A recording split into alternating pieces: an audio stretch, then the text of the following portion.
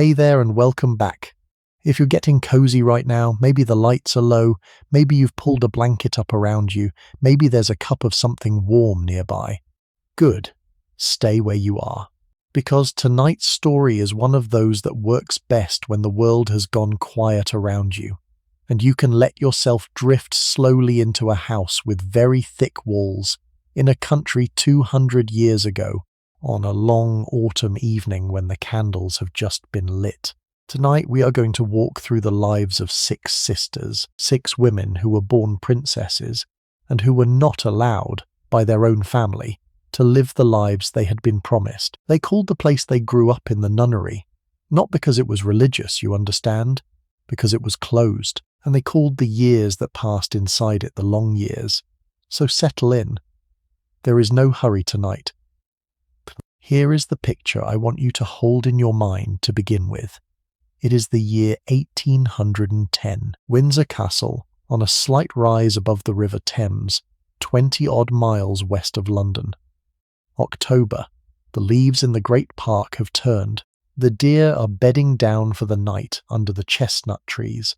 The wind is picking up off the water, and the wind is finding every gap in every window of a building that is nearly 700 years old. Inside, in a long drawing room on the first floor of the south wing, 6 women are sitting up, or rather, 4 of them are sitting in a half circle around a fire, and one of them is in a separate room in a far wing of the castle, and one of them is 2,000 miles away in a small German court she cannot leave because Napoleon will not let her. Between the 6 of them, these women will produce exactly 1 child who survives to adulthood, and because of that single fact, the British monarchy will very nearly come to an end, and a small girl born 9 years from now in a bedroom in Kensington Palace will inherit a throne that had almost run out of heirs, and her name will be Victoria, and she will become the most reproductive royal in Europe, and her descendants will fill the thrones of every great country on the continent. But that is later. That is 40 years from where we are sitting tonight.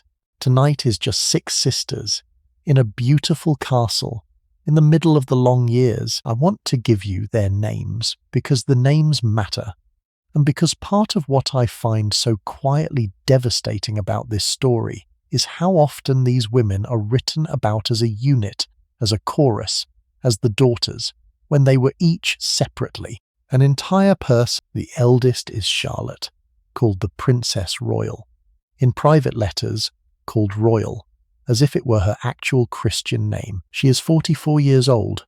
She has been married for 13 years to an enormous, frightening, politically inconvenient German prince. She has buried her only baby. She has not seen her mother or any of her sisters in 9 years. She is the one who is far away.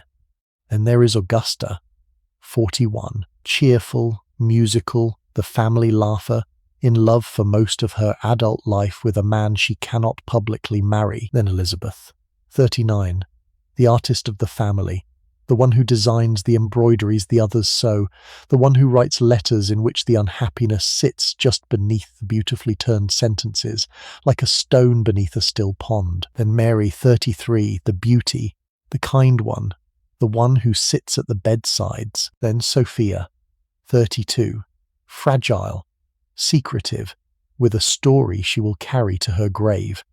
And then the youngest, Amelia, 27, loved by everyone, loved especially by her father, and in the wing of the castle she has been moved to so that she does not have to be carried up the stairs anymore, dying. She has been dying for 6 years, and now, in this autumn of 1810, she has only days left. These 6 women are the subject of tonight's story, not their parents, not the king who is upstairs in another wing of the castle losing what is left of his mind, not the queen who is sitting downstairs in a chair she has been sitting in for 30 years, the daughters. We are going to spend the evening with the daughters, because they were the ones who lived in the house. They were the ones who carried it. We are going to walk into the bright, busy nursery on the top floor of Buckingham House in the 1770s, where 6 little girls in muslin dresses are being raised. We are going to watch the first cracks open.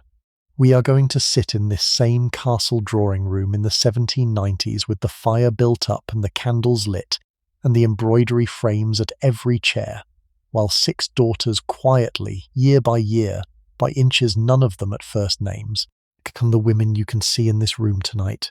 We are going to meet a princess who fell in love with an army officer, and a princess who hid a child, waited so long for the wedding she had been promised at 16, that when it finally came in her 40s, her body could no longer give her the children she had spent her whole adult life waiting to have. We are going to sit with each of them at the end of her life, because part of what I want to give you tonight is what it was like to be the one who survived, the one who was left to put away the embroidery, the one who lit the last candle in the long darkening row of them.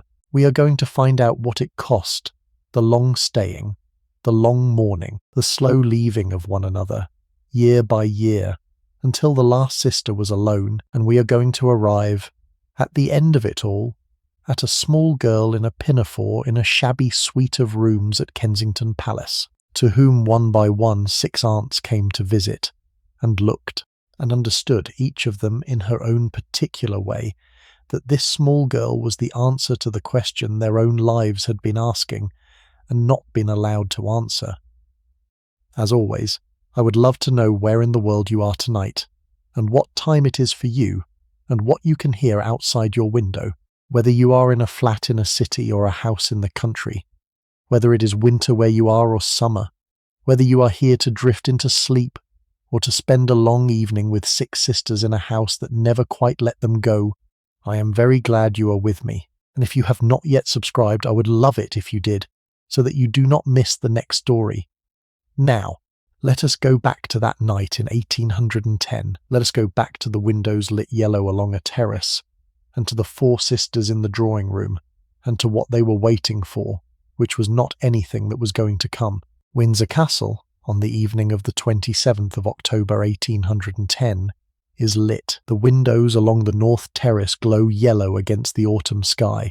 The river below the castle is dark. The park beyond the river is dark. The town of Windsor, spread out along the slope beneath the castle walls, is quiet, with a few lamps moving in the streets and the smoke going up straight from the chimneys. In the Queen's drawing room on the 1st floor, 4 princesses sit in silence. It is a little after 9 in the evening. The fire has been built up, quite high. The candles have been lit. The embroidery frames have been brought out and set beside each chair, with the basket of silks in the middle of the carpet, so that any sister can reach for any colour. None of them is embroidering tonight. They are just sitting. They have learned over the last decade how to sit without doing anything for very long stretches of time. I want you to picture this room with me, because it is the room these women are going to be in for most of this story. It is panelled in pale wood. It has tall windows, 3 of them, looking south over the terrace and the park. There are heavy red curtains drawn against the night, and a fire screen worked by Princess Augusta in 1792 when she was 24, showing a vase of flowers in the kind of careful realistic stitching that takes a young woman about a year of evenings. There is a pianoforte in the corner, the same pianoforte Augusta has been playing for 30 years. There is a writing desk under the window where the daughters do their correspondence in the mornings. There is a small black and white spaniel asleep on the rug by the fire, who belongs in a manner of speaking to all 6 sisters, and who will outlive most of them. The walls are hung with pictures, family pictures, all of them, painted at various points across the last 40 years. The family on the lawn at Kew, the family at Christmas, the Princess Royal at 12:20, the Princess Royal in her wedding dress at 31, Augusta playing the harp, Mary as a small child sitting on a footstool, Amelia, 3 different Amelias, 3 different ages, all of them with the same fair curling hair and the same direct blue eyes. Augusta is sitting closest to the fire. She is 41. She has put on a little weight in her 30s, the small, careful weight of a woman who walks every morning and eats moderately and has nothing else to do with her body. Her hair is still mostly dark. She has her embroidery in her lap and is looking into the fire and not speaking. Augusta has not laughed properly, the family will note later, since the previous spring. Elizabeth is in the chair beside her. She is 39, she is the artist of the family, and at this period in her life she is producing the most accomplished work of her career, although nobody outside the nunnery will ever see it. She is thin. Her face has a permanent slight downturn at the corners of the mouth that the painters have learned to soften. She is reading in that distracted way that means the book is not actually getting read. A volume of devotional poetry that she has read before. Mary is the third sister in the room. She is 33. She is the most beautiful of all of them, and the one who looks the youngest. She is also the most exhausted. She has spent most of the last 6 months in another wing of the castle, by Amelia's bed, taking the night watches when nobody else can take them, reading aloud to her dying sister from the books they had read together as children. She is here in the drawing room only for the next 2 hours, after which she will go back upstairs and sit with Amelia again until dawn. Sophia is the fourth sister. She is 32. She is small, dark, fragile, and unwell, as she has been unwell for nearly all her adult life. There is a story behind that, a story we will come to, and the story is the reason that Sophia, alone of the sisters, never speaks to her mother about her health unless she absolutely has to. Sophia does not embroider. Sophia keeps a small dog on her lap in the evenings and reads, when she can read, books her sisters bring her from the library. The Princess Royal is not in this room. She is in Stuttgart, in a small palace in a small German state, queen of a country she did not choose. Her letters to her sisters arrive irregularly, sometimes 6 months apart, smuggled through the continent by diplomats and merchants, and anyone who can be trusted by a Britain that has been at war with most of Europe for 15 years. The 4 sisters in this room have not seen her in 9 years. They will not see her again for nearly another 9. In another wing of the castle at this moment, the youngest princess is dying. Her name is Amelia. She is 27. She has been ill for 6 years with tuberculosis, the slow wasting disease that has no cure in 1810, and that will not have a cure for another century and a half. She has reached the stage where she can no longer get out of bed, where she does not eat, where she sleeps in a half-sitting position because lying flat makes the cough worse, where the physicians come and go and shake their heads and prescribe the same useless tinctures they have been prescribing for months. Be polite. This is the house tonight. This is the shape of the family in the autumn of 1810. The 4 sisters in their chairs around the fire, each of them holding an embroidery frame she is not using, each of them waiting, in her own way, for a life that has become a long and beautifully furnished and quietly unbearable waiting. That is the picture. Hold it in your mind. Now we are going to go all the way back to where these 4 women were small, and to where they were happy, because they were, all of them, very happy once. Just one piece of context first before we go into the nursery, because to understand the daughters, you have to understand the family they were born into. Their father was George III, the 3rd Hanoverian king, 23 years old and unmarried when he came to the throne in 1760. Their mother was Sophie Charlotte of Mecklenburg-Strelitz, a small, plain, bright, pious German princess of 17, brought over from a tiny duchy in northern Germany in 1761, and married to him on the day of her arrival. The marriage worked. He never strayed. She gave him 15 children. They built, between them, the most domestically respectable royal household England had seen in a century, and the country, after a long run of unhappy royal couples, did not quite know what to do with them. 3 of the children died young. 12 survived. 6 of those 12 were boys, who would grow up to be wild and scandalous in every direction, and 6 of them were girls. And the girls are who we are here for tonight. The first daughter was born on the 29th of September 1766 at Buckingham House in London. They called her Charlotte, after her mother. In the family she was known as the Princess Royal, the courtesy title given to the eldest daughter of a reigning monarch, but in private correspondence Her parents and her siblings called her royal, as though that were her Christian name. And that was how she signed her own letters all her life. She was a pretty baby. She was placid. She slept through the night from 6 weeks.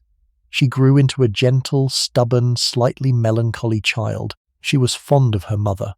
She was adored by her father. She learned German and French and English, because the royal nursery at Buckingham House was trilingual, and the children moved between the 3 languages depending on which parent was in the room and which governess was on duty. She learned to draw, and she drew well.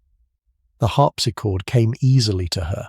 The tambour frame, the small embroidery hoop a girl of her class would have spent many hours of her life leaning over, became second nature. Her embroidery by her mid-teens would produce pieces that were displayed discreetly in the royal apartments and that are still preserved, some of them, in the royal collection today. If you ever go to Windsor and the right cabinets are open on the right day, you can still see the small, careful stitches she made when she was 16. There was, on the Princess Royal, a particular weight that the younger sisters would not carry. She was the example. She was the first. Whatever she did would be done again by her sisters, and whatever she failed to do would become the shape of their own failures. If she made a brilliant marriage, the younger 5 could hope to follow. If she did not, they would watch the window close. The weight did not at first show itself. She was a happy girl. There are portraits of her from the 1770s and early 1780s that show a round-faced, rather serious young woman with her mother's complexion and her father's blue eyes. She stands beside her younger sisters in white muslin dresses with blue ribbons. In the portraits, she is nearly always the one looking most directly at the painter, as though she understands already that her job is to be seen. Now I want to take you up to the nursery, because the nursery at Buckingham House in the 1770s is one of the most remarkable rooms in royal history, and it deserves its own moment. It deserves its own minute of warm, lamp-lit memory, because for these 6 girls, this is where everything good happens. Whatever comes after, whatever locked rooms and refused proposals and slow disappointments and dying youngest sisters lie ahead of them, the nursery at Buckingham House in the 1770s is where they were unambiguously, simply, well known to themselves loved. Picture it with me. It is not grand. It is not large. It is a set of 3 or 4 connected rooms on the top floor of the house, with dormer windows looking out over the gardens towards what is now Green Park. The walls are painted a pale soft green, the colour of new leaves in April. The floors are scrubbed boards, softened with rugs that are changed and laundered more often than the rugs in any other room in the house, because there are children spilling things on them.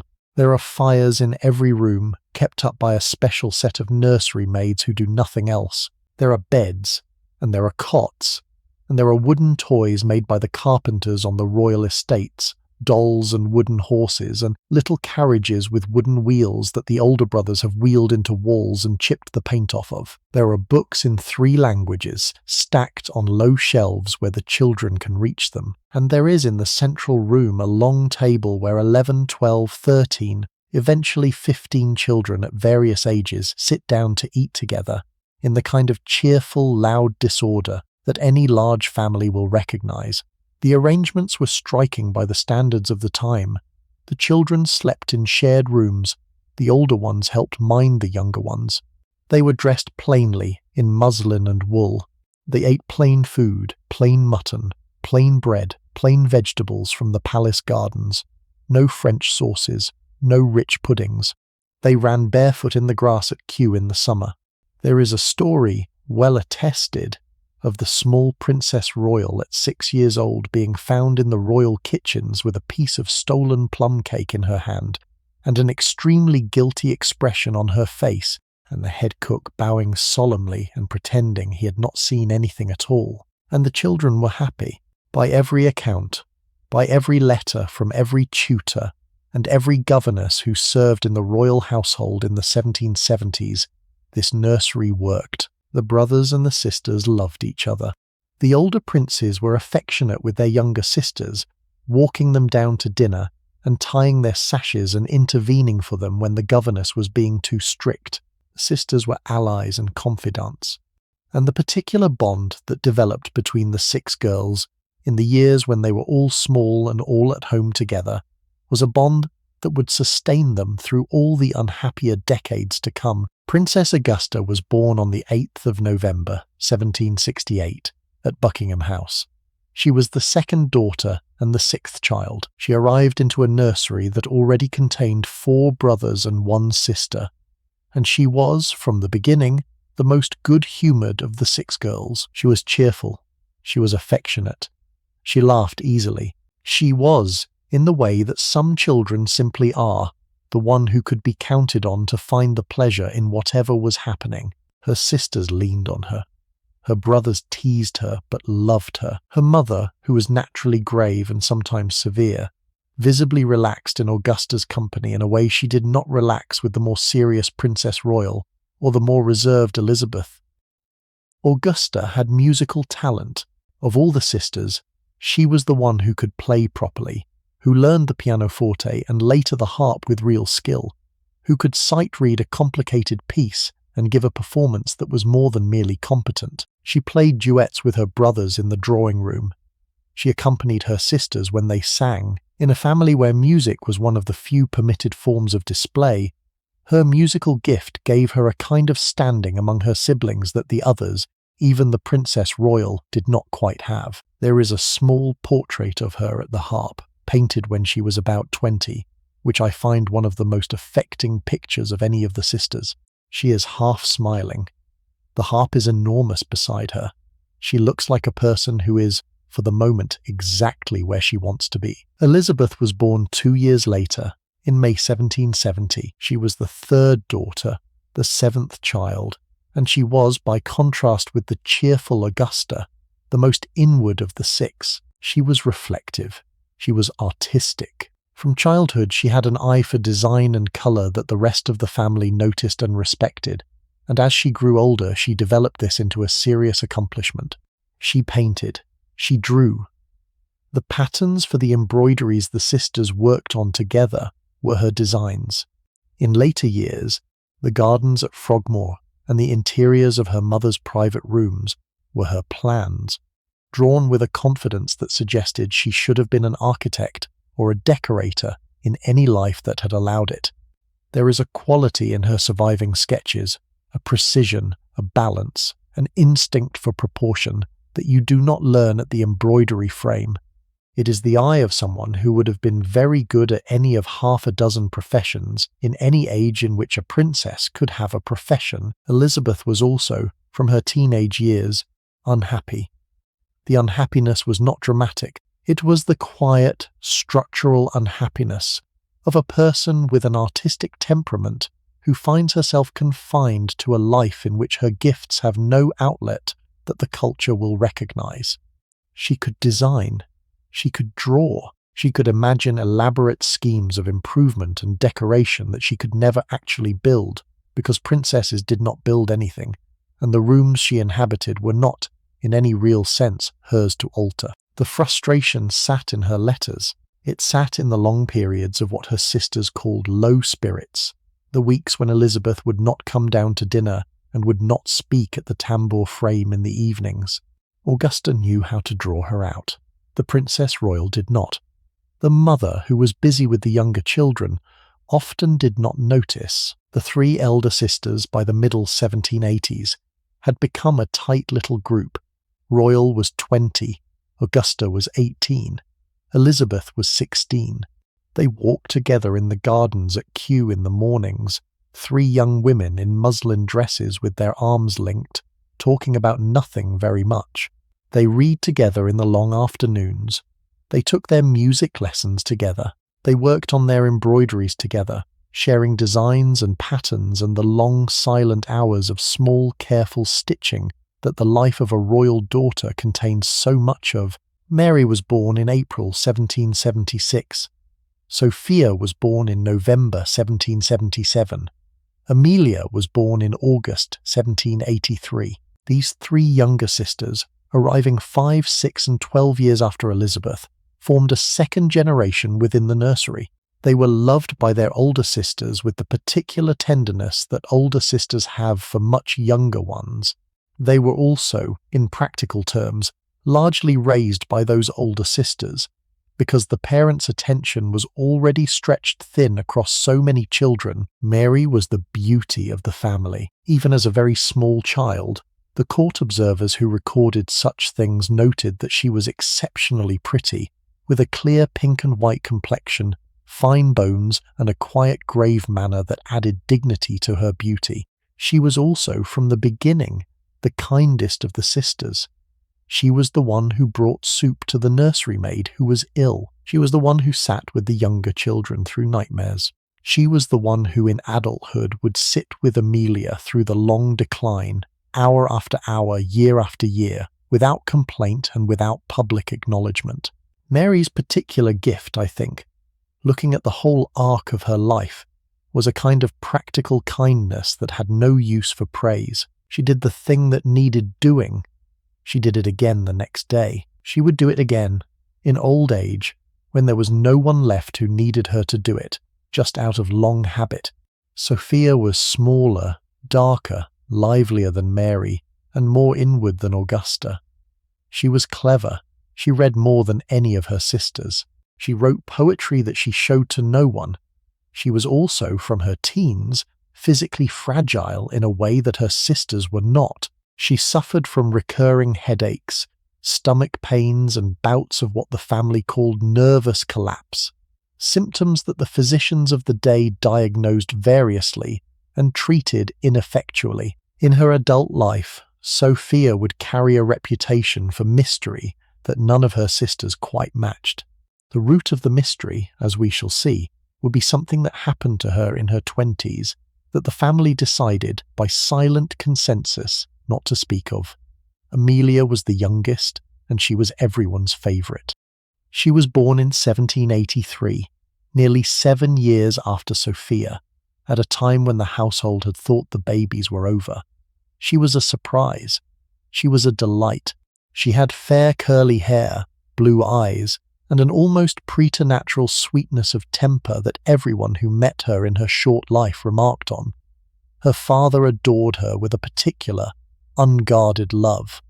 The king had begun, by the 1790s, the retreat into privacy that would characterize his last lucid years, and the one person he unambiguously wanted by his side at all times was his youngest daughter. He called her his Emily. He had small portraits of her painted almost every year. He carried one in his pocket. In his good periods and his bad, in the lucid intervals and in the dark places he could not be reached, the name he most often called for, when he called for anyone, was Amelia. The 3 younger sisters grew up inside the affection of the 3 elder sisters, and this produced over time the extraordinary internal bond that would sustain all 6 of them through decades of unhappy adult life. The Princess Royal taught Mary to read. Augusta taught Sophia to play the pianoforte. Elizabeth taught Amelia to draw. The older sisters took the younger ones on their morning walks in the garden, dressed their dolls, sang them to sleep, comforted them when the nursery maids were harsh. The bond between them, by the 1790s, was so strong that the sisters functioned, in many practical senses, as a single unit. What happened to one happened to all 6. What was withheld from one was withheld from all 6. I want you to hold that in your mind. The picture of those 6 small heads bent over a single book, or 6 small bodies arranged on a rug in front of a fire, or 6 small voices in the corridor in a kind of disorganized chorus. Because everything that comes next happens to them as a group, as much as it happens to them individually. They had, before they had anything else, each other. And whatever else is taken from them across the decades that follow, that, the 6 of them as a unit, is the thing that survives. Now we have to go into the autumn of 1788, because that is the autumn that broke them. The summer of 1788 begins normally. The king is 50. He is in good health. He rides every day. He walks long distances in the gardens at Kew. He eats his plain mutton and his plain bread. He sleeps well. In June, he travels with the family to Cheltenham for a month to take the waters there. A fashionable spa treatment meant more as pleasure than as cure. He enjoys himself. He returns to Windsor refreshed. And then, in October, something begins to go wrong. It starts with a pain in the stomach. He complains of it at dinner one evening. He is unable to eat. He retires early to bed. In the days that follow, the pain recurs.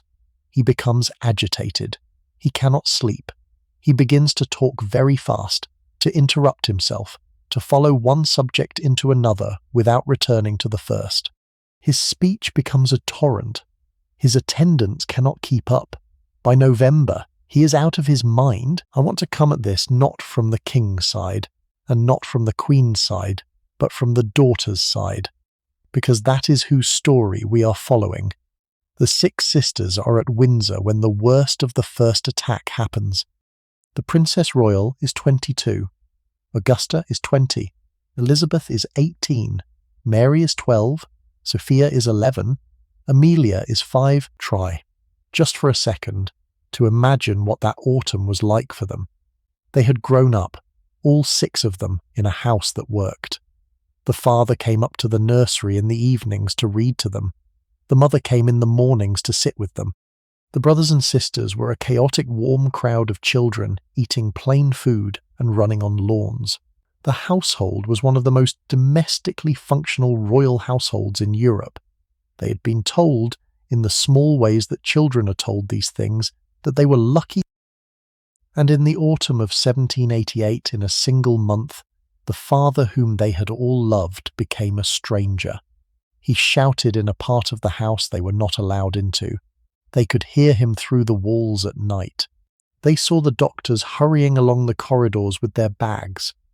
They saw their mother coming out of the sick room after hours of absence, with her face wiped clean and her mouth set, and they understood without being told that they were not to ask, picture being 12-year-old Mary in this house, picture being 11-year-old Sophia, picture being 5-year-old Amelia, the frightened mother, the shouting father somewhere down the corridor, the older sisters trying, gently, to keep things normal, to keep the schoolroom running, to read the bedtime stories, to keep the embroidery moving forward. Picture the candles in their pewter holders, the cold linen sheets, the white winter mornings with the frost on the inside of the windows, and somewhere down the corridor a sound nobody is going to explain to you. The Princess Royal, 22, took on the running of the day-to-day life of the younger sisters that autumn, because somebody had to. She got Amelia to bed at night. She read to her in German when she could not sleep. She sat with Sophia, who had begun to have stomach pains, and made her drink the warm milk the cook brought up to the nursery. She kept the embroidery routine going for Mary, who at 12 was old enough to understand what was happening, but young enough to need ordinary tasks to organize her around. Augusta played the pianoforte in the small drawing room next to the nursery in the long evenings of November and December 1788, very quietly, with the door open, so that the younger ones could hear it from their beds and know that something normal was still happening somewhere in the house. Elizabeth, in her own way, drew. She produced that autumn a series of careful pencil drawings of the gardens at Kew under snow that survive in the royal collection. They are precise and dry-eyed. You would not know from looking at them that anything was wrong.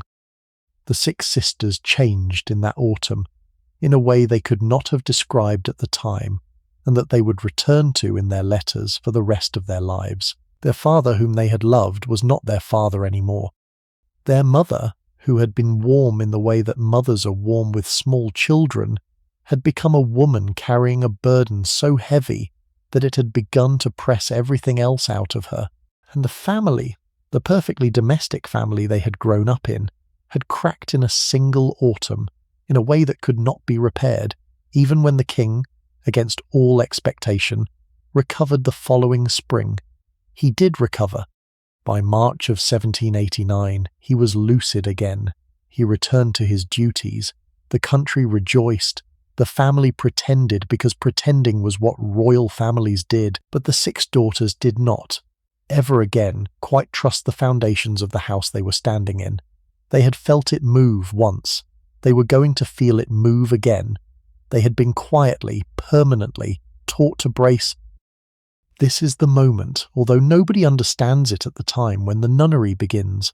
Not in any room, not with any decision, just in the daughters' new understanding that the house could come apart, and in their mother's new frightened refusal, from this winter onwards, to lose anyone else. Now I want to talk about what was being withheld from the daughters from about 1790 onwards, because this is the part of the story that, when I came across it, made me put the book down and sit for a moment. By 1790, the elder three sisters were in their 20s. The Princess Royal was 24, Augusta was 22, Elizabeth was 20. In any other royal household in Europe, matches would already have been negotiated, treaties drafted, travel arranged. It was the normal pattern. A princess of a reigning house was married off in her late teens or very early 20s to a prince of a comparable house, in a political alliance that served the interests of both countries and brought honour to the family on both sides. The offers, when they came, were perfectly reasonable. The Prince of Orange, the heir to the Dutch stadholderate, had been considered for the Princess Royal. Various minor German princes had been proposed for Augusta and Elizabeth. A match with the Prussian royal family had been floated for the eldest two together, as a means of strengthening the anti-French coalition in the 1790s. Spain had tentatively been discussed, though the Catholic barrier ruled Spain out. Each proposal was examined. Each proposal was deferred. Each proposal, after a period of consideration so long that the initial interest on the other side had begun to cool, was quietly allowed to lapse. No one, at first, noticed a pattern. The king was ill, intermittently. The wars with revolutionary France made every negotiation more difficult. There were plausible reasons for every individual delay. It was only when the Princess Royal reached 25 and was still unmarried, and Augusta reached 23, and Elizabeth reached 21, that the pattern began to be visible. The people in the know began to say quietly to each other that the Queen did not mean to let them go. There were practical reasons, ones the Queen herself believed. The King needed his daughter's care, increasingly, even between the major attacks. The younger princes were wild, scandalous, expensive. The family needed the daughters at home, the Queen told herself, to preserve the domestic atmosphere the King relied on for his sanity. If she sent Amelia away, what would happen to the King? I have a lot of sympathy for the position, taken in isolation. I have very little sympathy for what it cost. The daughters, at first, did not resent the delays. They had grown up in a close, affectionate family. They did not want to leave their parents. The idea of marriage to a stranger in a foreign court was frightening, and the deferral of that marriage was, for the older three, a relief. They were in no hurry. They had each other. They had their embroidery and their music and their long walks in the gardens at Kew and Windsor. But as the 1790s passed, and the Princess Royal reached 30 and was still unmarried, and Augusta reached 28, and Elizabeth reached 26, the mood among the sisters began to change. They watched their contemporaries, the daughters of the great Whig and Tory families, marry. They watched younger cousins marry. They watched the nursery maids marry, and they understood slowly that the years of their lives in which they might reasonably have expected to have children of their own were running out. The window their mother had been quietly holding shut was about to close permanently. When it did, they would be on the wrong side of it forever.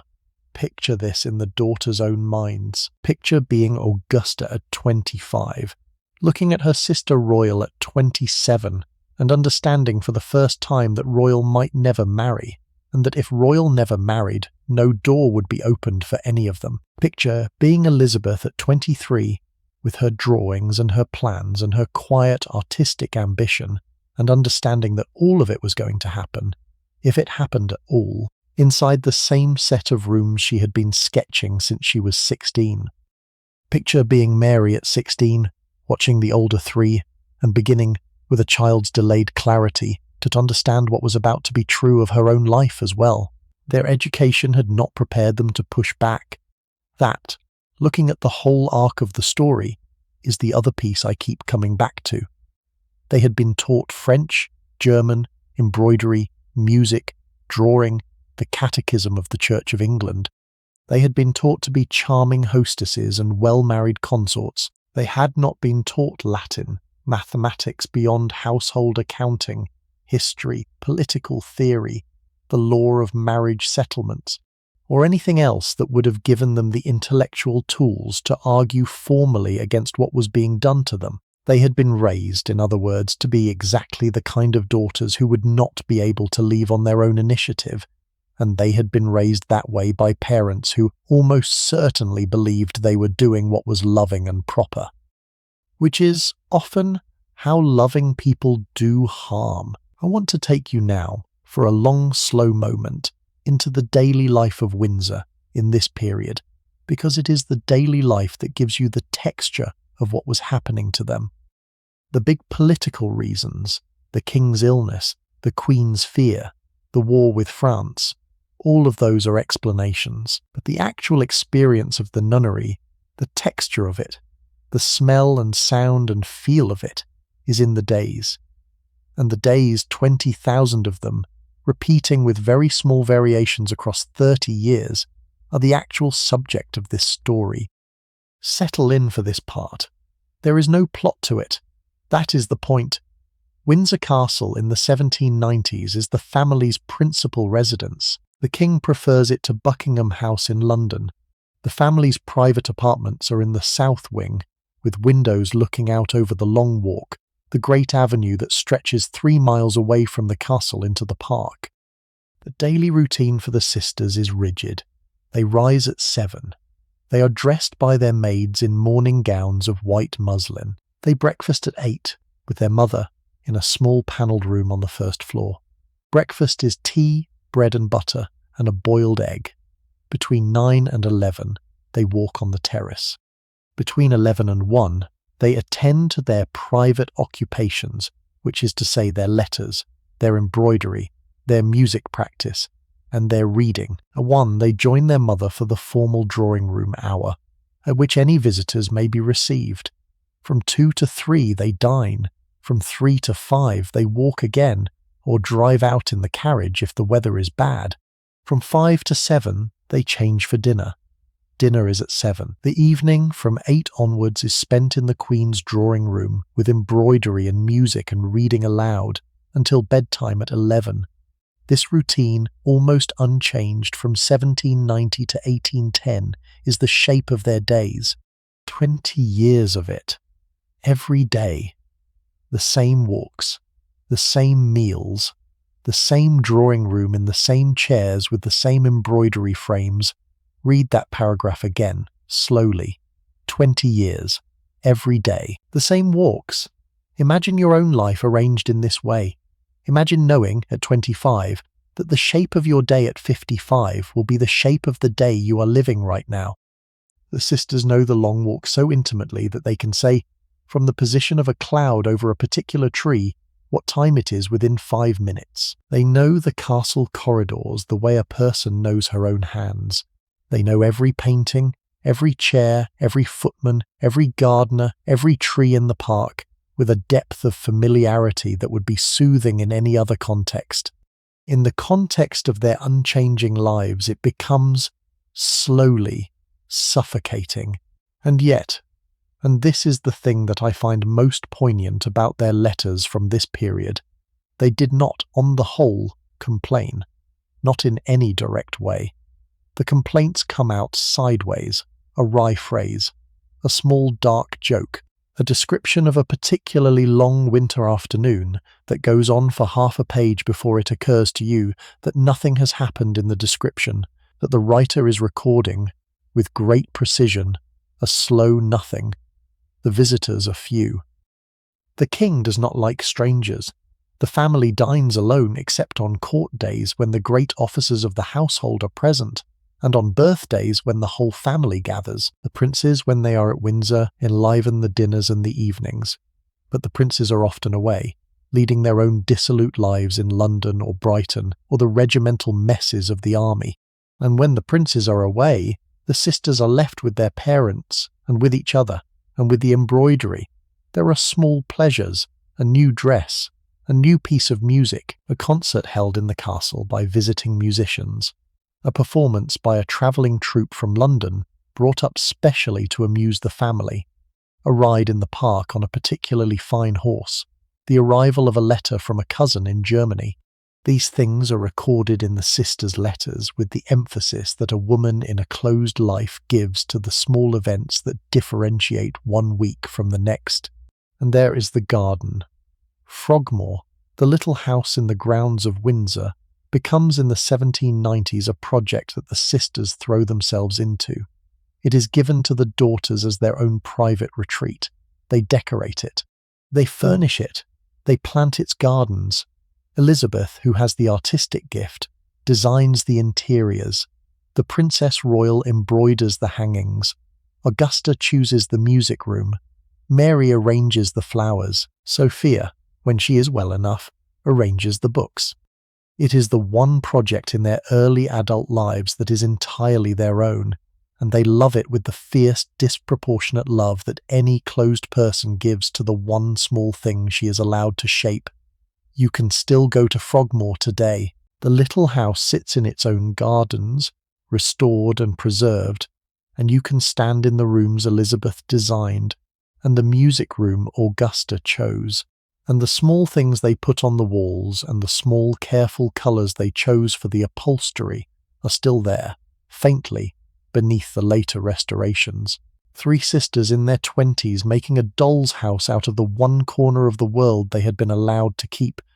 But even Frogmore is not a way out. Frogmore is on the estate. Frogmore is within the boundary that has been quietly drawn around their lives. The sisters walk to it in the mornings, and they return to the castle in the evenings, and the unchanging routine resumes. The word nunnery first appears in a letter from Elizabeth to her brother, the Prince of Wales, in 1803. She uses it almost casually. She refers to the routines of Windsor as the rules of the nunnery. She is making a joke. Her brother, reading the letter in his rooms at Carlton House in London, does not quite laugh. He understands what his sister is saying, and he keeps the letter, and the word passes, through the correspondence of the family, into the private vocabulary of all six sisters. The nunnery. Their name for it. It is not dramatic. It is not bitter. It is in the way of all real names descriptive. They live in an enclosed community of women. They keep a daily routine that is as fixed as any religious rule. They do not marry. They do not take lovers, or at least they are not supposed to. They devote themselves to a single, aging, ailing male patriarch whose care consumes most of their waking hours. They perform a round of domestic duties and accomplishments that are socially useless outside the enclosure, and they know, because they have been inside long enough to know, that they are not going to be released in any timely way, and that the release, when it comes, will come too late to matter. Another. The letters between them use the term without explanation. The Princess Royal from Stuttgart asks for news of the nunnery.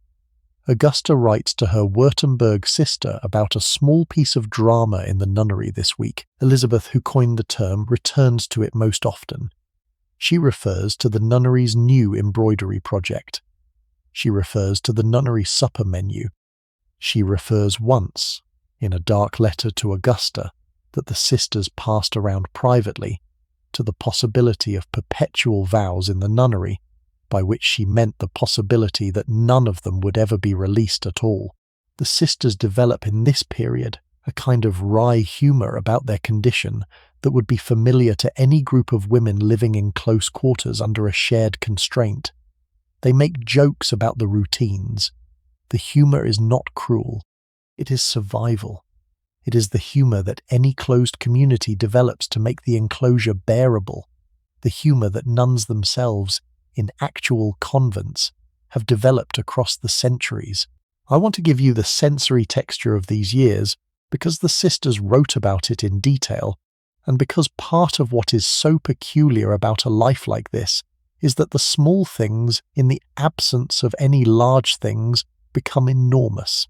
They get filed away in memory, with a precision that would be ridiculous in a different kind of life, and that, in this kind of life, is the entire content of the days. The smell of beeswax on the polished floors of the corridors at Windsor, applied every morning by the housemaids before the family came down, the smell of the ink in the writing desks, and the slight sweetness of the sealing wax that they used to close their letters to their brothers, the smell of the lavender that was tucked into their linen presses to keep the moths away, and that came out on every fresh nightgown for 50 years. The taste of the weak tea their mother preferred, served always with thin slices of buttered bread, in the small panelled breakfast room with the view over the terrace. The feel of the silk of their mother's chair, against which Mary or Sophia would lean when they sat at her feet on the long evenings. The sound of the household was specific and unchanging, the clocks in every room ticking at slightly different rates, so that any walk through the castle was accompanied by a faint percussive disagreement of seconds. The footsteps of the footmen in the corridors, learned by ear so well that the sisters could tell which footman was passing without looking up. The wind in the chimneys when the autumn storms came, the rain on the glass of the long windows, the call of the deer in the park at dusk, the bells of St. George's Chapel ringing the hours. They knew these sounds the way a sailor knows the sounds of his ship. The light at Windsor was a particular thing too. The sisters wrote about it often. The grey-gold light of an English summer morning falling on the polished oak of the gallery floors, the clear cold blue of a winter dawn, when the frost lay on the terrace and they could see, from their dressing-room windows, the gardeners breaking the ice on the pond in the deer park. The slow blue dusks of the long northern summer evenings, when they walked on the terrace before dinner and watched the bats come out from the eaves of the towers above them, the soft yellow lamplight of the drawing-room in the long winter evenings, the candles in their silver holders, the fire crackling, the embroidery frames with their pools of light, the silence broken only by the sound of needles passing through the linen and the occasional turning of a page. The food was plain and unchanging, boiled mutton on Mondays, roast beef on Thursdays, plain fish on Fridays, plum pudding on Christmas, the same dishes, the same days, the same week after week, year after year, the menu of a household that did not entertain and did not need to vary. The cook at Windsor served the family for 40 years. He knew by 1810 what each of the daughters preferred. The sisters joked in their letters that the cook was a kind of unofficial archivist of their lives. He could remember which Sunday in which year had featured a particular pudding, and he was sometimes the only person in the house who could remember at all. The Prince of Wales, their eldest brother, is their principal outside correspondent in these years. He is a difficult man, vain, self-indulgent, politically treacherous. He is also, to his sisters, unexpectedly and consistently kind. He writes to them, he sends them presents, he intercedes on their behalf when he can. When his own household is set up, he invites them to visit him at Brighton and at Carlton House. A particular effort is made, in the 1800s, to bring them out of the nunnery for a few weeks at a time, to balls, to dinners, to the theatre, to the kinds of social events they had been kept from for most of their adult lives. The sisters love these excursions. They also understand that they are excursions, not releases. They return to Windsor after each visit. The routines resume. The tambour frames come out. The terrace walks begin again. And the nunnery absorbs them back into itself as if they had never left. What they write about in their letters, increasingly, is each other. They are each other's closest companions and also each other's only witnesses. When one of them is unhappy, the others know. When one of them is ill, the others sit with her. When one of them receives a letter that brings news of a death or a birth in the outside world, the others gather to hear it read. They are a small court of sisters. They are also, in ways that are harder to name, a small kind of family that has had to become a substitute for the larger families they were never permitted to build. In 1797, after years of failed negotiations and postponed proposals, a match is finally made for the Princess Royal. The bridegroom is Frederick, hereditary Prince of Württemberg. He is 39 years old. He is a widower, his first wife having died in Russian exile under circumstances the Württemberg court has carefully refused to explain. He is enormous. He weighs over 300 pounds. He is physically frightening, a slab of a man whose height and bulk astonish everyone who meets him. He is also, at this point in his life, politically important, because his small German principality occupies a strategic position in the wars with revolutionary France. The Princess Royal is 31. She has waited 9 years beyond the age at which her contemporaries married. She is not in a position to refuse. She accepts. I want you to sit with the Princess Royal for a moment in this period, because she is going to leave the story geographically in just a few weeks. She is going to disappear into a small German court and write letters home for the next 30 years, and only physically appear in this story twice more. So this is in a way the last full moment we get with her. She is 31. She has been the head girl of the nursery for as long as she can remember.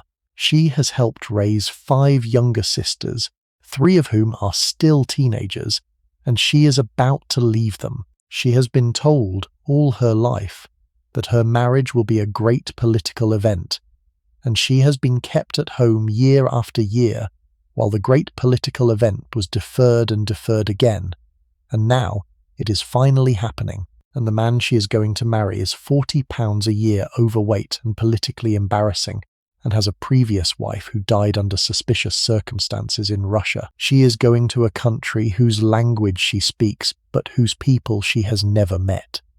She is going through a Europe at war. She is leaving everyone she has ever known. She does not protest. She has not been raised to protest. She accepts the match. She accepts the dress. She accepts the wedding day. And she carries through, in front of everyone, the careful, composed performance she has been practicing her entire adult life. The wedding takes place on the 18th of May 1797 at the Chapel Royal at St. James's Palace. The Princess Royal wears a white silk dress with silver embroidery that she has, in part, embroidered herself, the sleeves and the hem worked over the previous winter in the long evenings at Windsor, when she had begun to understand that this match, finally, was going to happen. Her father gives her away with tears in his eyes that he does not quite manage to hide. Her 5 younger sisters stand behind her in matching white gowns. Each of them, in turn, kisses her at the end of the ceremony. Each kiss is both a blessing and a parting. Augusta and Elizabeth and Mary and Sophia and Amelia all understand in that moment that their elder sister is the first of them to escape, and that the escape has cost her everything. She leaves for Württemberg within weeks. The journey is long and dangerous. She travels through a Europe at war, changing carriages at frontier after frontier, pursued by rumours that her new husband is a brute. When she arrives at Stuttgart, she is received formally by her husband's court. She meets her stepchildren, 4 of them, from her husband's first marriage. She meets her new sister-in-law. She meets the small crowd of German courtiers who will now be her daily world. She sits down that night in an unfamiliar bedroom, in an unfamiliar palace, and she writes a letter home that survives today. It is a letter that is careful and cheerful, and that contains, if you read it with attention, a grief so tightly controlled that it reads 2 centuries later as the most restrained scream in the royal archive. She is pregnant within the year. The baby, a girl, is stillborn in April 1798. The Princess Royal nearly dies herself. She recovers slowly. She writes to her sisters. She tells them about the loss. She tells them she is well cared for. She does not tell them, because it would be useless to tell them, that she has now used the one biological chance she had, and that there will never be another. The Princess Royal would be married for 19 years before her husband died. She would never become a mother. In the small court at Stuttgart, she became a quietly respected Queen of Württemberg after her husband was elevated to royal status by Napoleon in 1806. She wrote to her sisters almost every week for the rest of her life. She saw them briefly, only twice more before she died. The Princess Royal does not write bitterly. She writes with a calm, dutiful acceptance that her sisters find, reading the letters aloud in the Queen's drawing room, almost unbearable. She describes her life. She describes her household. She describes her stepdaughters growing up. She asks after each sister by name. She never says, because she has been trained all her life not to say, that the life she has is not the life she would have chosen, that the marriage that took her out of the nunnery took her into a different kind of enclosure, that the question of whether the escape was worth the cost is a question she has decided for the sake of her own sanity, not to ask. The younger sisters return to Windsor after the wedding. They are 5 now, instead of 6. The seat beside their mother that the Princess Royal used to occupy is empty, and the family at dinner sits for weeks afterwards with the conversation around them halting, and the sisters learn very quickly not to mention the Princess Royal's name at table. Augusta is now the eldest. She is 28. She has watched her sister leave, and she has understood, with a clarity that her own gentle nature rarely allowed, that her turn is supposed to be next. She is the second daughter. The logic of the marriage market says that with the eldest placed, the second ought to be negotiated for. She waits. Weeks turn into months. Months turn into years. The offers, when they come, are smaller than the Württemberg match. Less important princes, less reliable allies. They come to nothing. Augusta does not protest. She is not made for protest.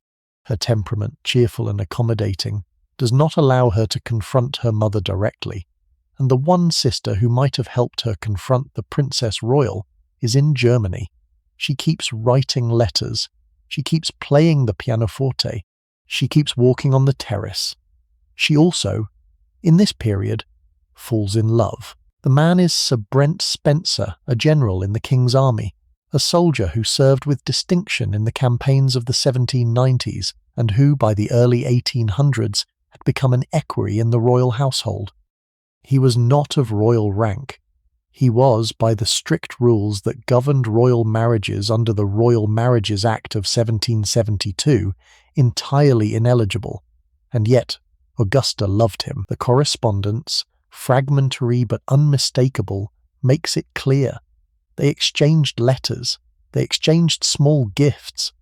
They found ways, in the course of court life, to be in the same rooms at the same times, and to speak briefly when no one was close enough to overhear. She asked her father, years later, whether she might marry him. The king, by then already drifting in and out of lucidity, gave, in one of his clearer moments, a conditional blessing. She was to keep the marriage secret. She was not to claim it publicly. She was to preserve appearances for the family's sake.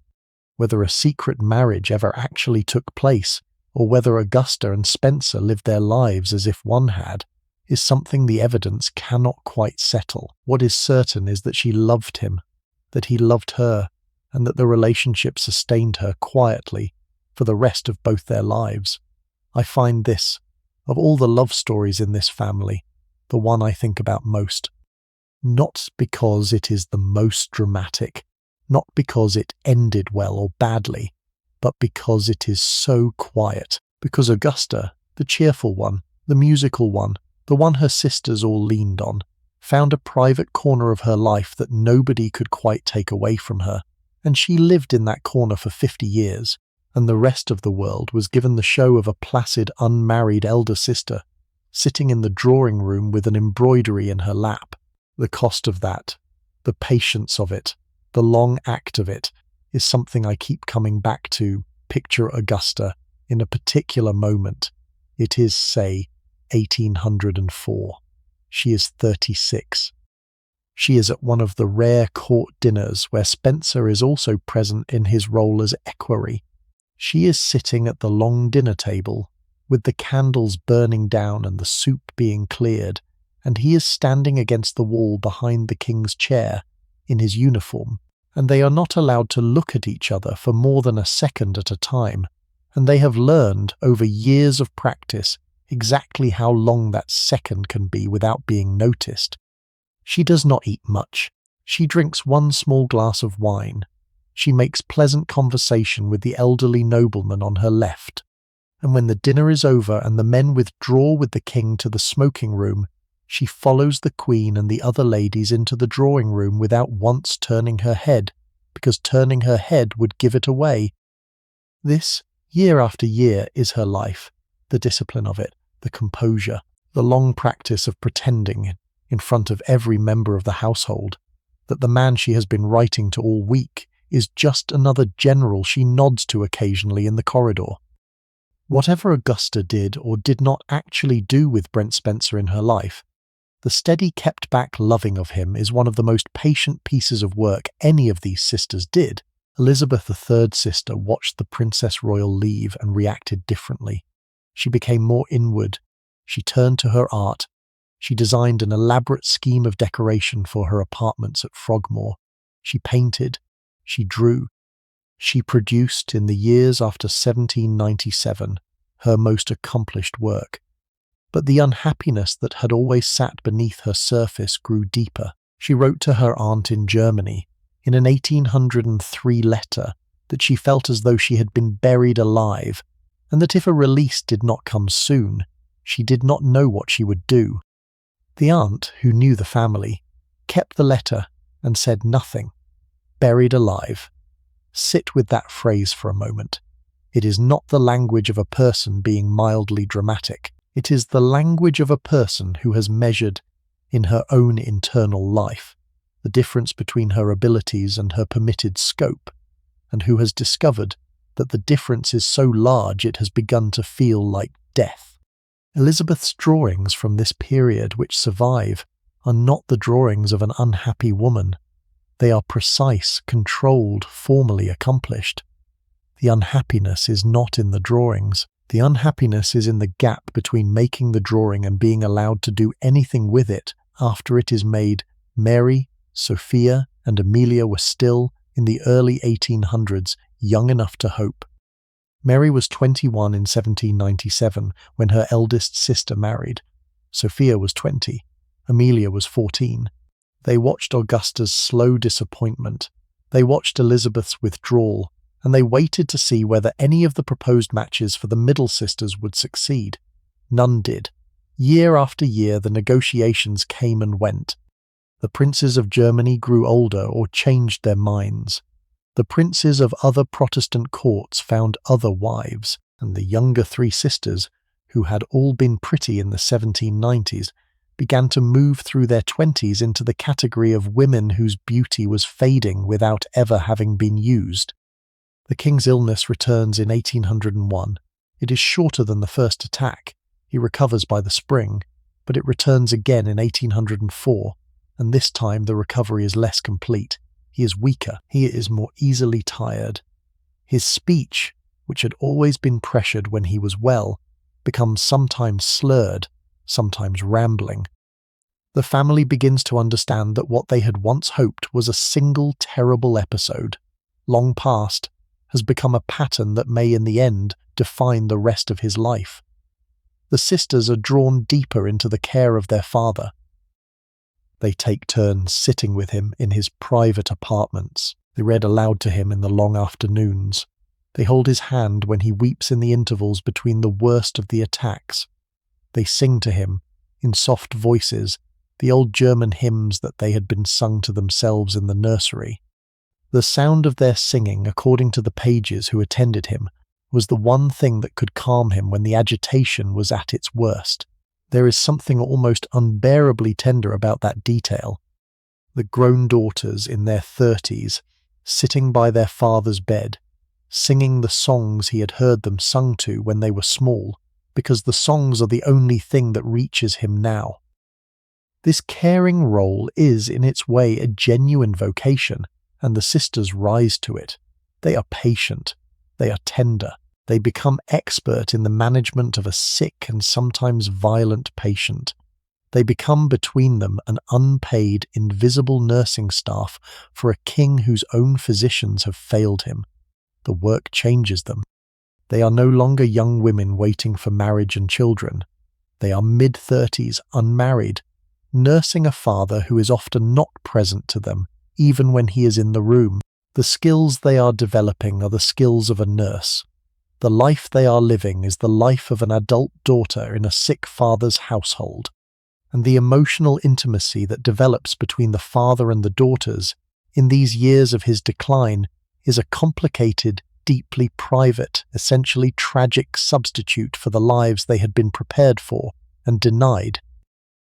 In the summer of 1799, something happens to Princess Sophia. She is 22 years old. She has been ill for several months, with what the court bulletins describe as a disorder of the stomach. She has withdrawn from public appearances. She has been kept quietly in the country at Weymouth, where the family has taken lodgings for the sea air. She is attended by a physician who has been sworn to the deepest secrecy, and who visits her alone, and who is paid directly by the Prince of Wales out of funds that do not appear in any household account. In August of that year in Weymouth, at a small private house some distance from the main royal residence, a baby is born, a boy. He is removed from Sophia within hours of his birth. He is given to the wife of a Weymouth tailor named Charland, a respectable local woman who has been quietly paid to accept him. The boy is registered as the Charland's natural child. He is named Thomas. He is raised in Weymouth in modest respectability. He grows up believing he is the son of a tailor and a tailor's wife. The truth, or what historians have managed to reconstruct of the truth, is that Sophia had had an affair. The affair was almost certainly with a man called Thomas Garth, a general in the king's army, an equerry of the royal household. He was 33 years older than she was. He walked with a pronounced limp and had a large purple birthmark across one side of his face. Why Sophia, a princess of the royal blood, should have formed an attachment to this particular, much older, physically unappealing man is a question that has puzzled everyone who has looked at the story. The answer, insofar as there is one, seems to be that Thomas Garth was kind. He was accessible. He was inside the enclosed world of the royal household in a way that no eligible prince of her own rank could ever be. He paid her attention. He listened to her. He made her feel at 21 or 22 that she was a woman and not only a princess. I think when you look at Sophia's life inside the nunnery, the wonder is not that she did this. The wonder is that she was the only one. 6 young women, no eligible marriages, no prospect of any social life beyond what was permitted, surrounded by middle-aged men who had access to the household in a way no equal-rank young man ever did. The household had created a world in which the only men her daughters ever spoke to were the equerries and the chaplains and the physicians. Of course, one of the daughters eventually fell in love with one of them. The strange thing, looking at it, is the discipline of the other 5. The secret was kept by the Prince of Wales, by the sisters, and by the handful of discreet servants and physicians who had managed the pregnancy and the birth. It was kept so well that the 19th century royal biographers, writing decades later, could record rumours without being able to confirm them. It was kept so well that Sophia herself, for the rest of her life, never acknowledged her son in any surviving document. But she knew about him. She saw him occasionally, from a distance, when the family was at Weymouth. She sent him small gifts through intermediaries when he grew to be a young man and began, in the 1820s, to make trouble about his origins. Sophia quietly, through her brothers, arranged for him to receive an allowance and to be kept out of the newspapers. He died in 1873, having lived most of his life as Thomas Garth, adopted by the man who was probably his father, never formally acknowledged by his mother. Sophia after the birth was never quite the same. She had been delicate before. After 1799, she became genuinely chronically ill. She suffered from neuralgia, from eye trouble, from recurrent infections that the physicians could not diagnose. She retreated further into the nunnery. She read. She wrote poetry. A small dog sat on her lap through the long winter evenings at Windsor. She did not marry. She did not try to.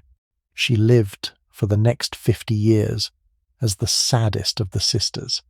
Her sisters, who knew what had happened, loved her with a particular tenderness that they did not extend to the others. They had been there through it, and the silence around it was one of the most carefully maintained silences in the family's history. I want to take a moment with Sophia in her 30s and 40s, just sitting in the drawing room, because we don't have many private words from her.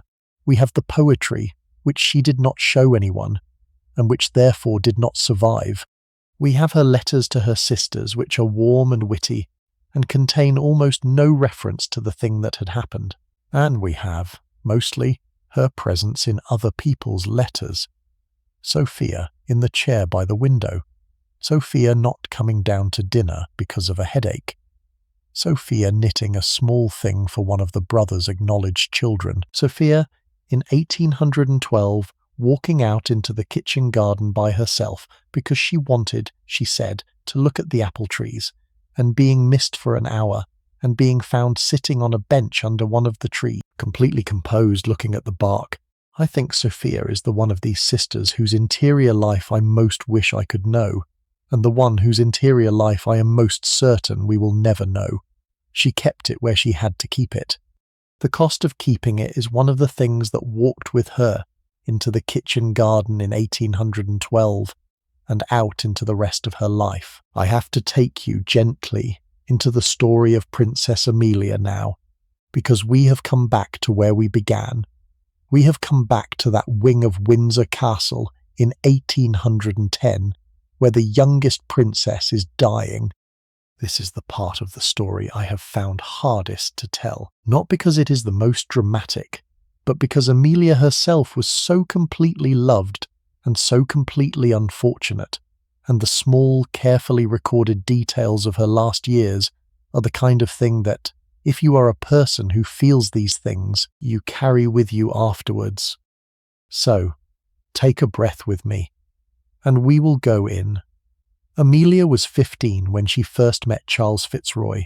He was an equerry in her father's household, a younger son of a large aristocratic family.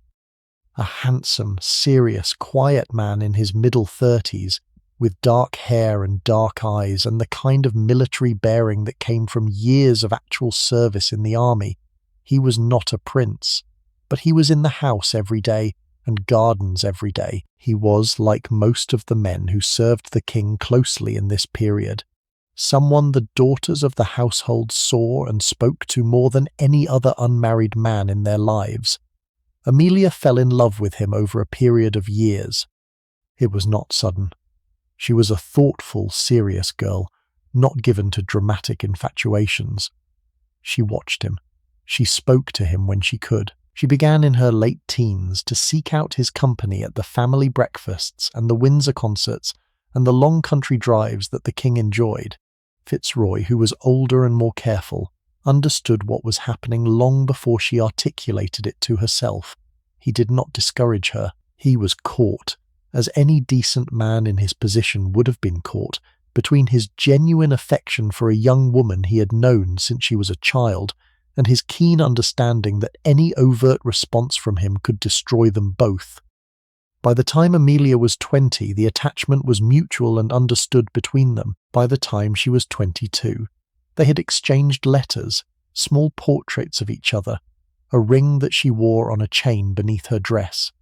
She called him, in the private correspondence that has survived, her dearest, her husband, her own.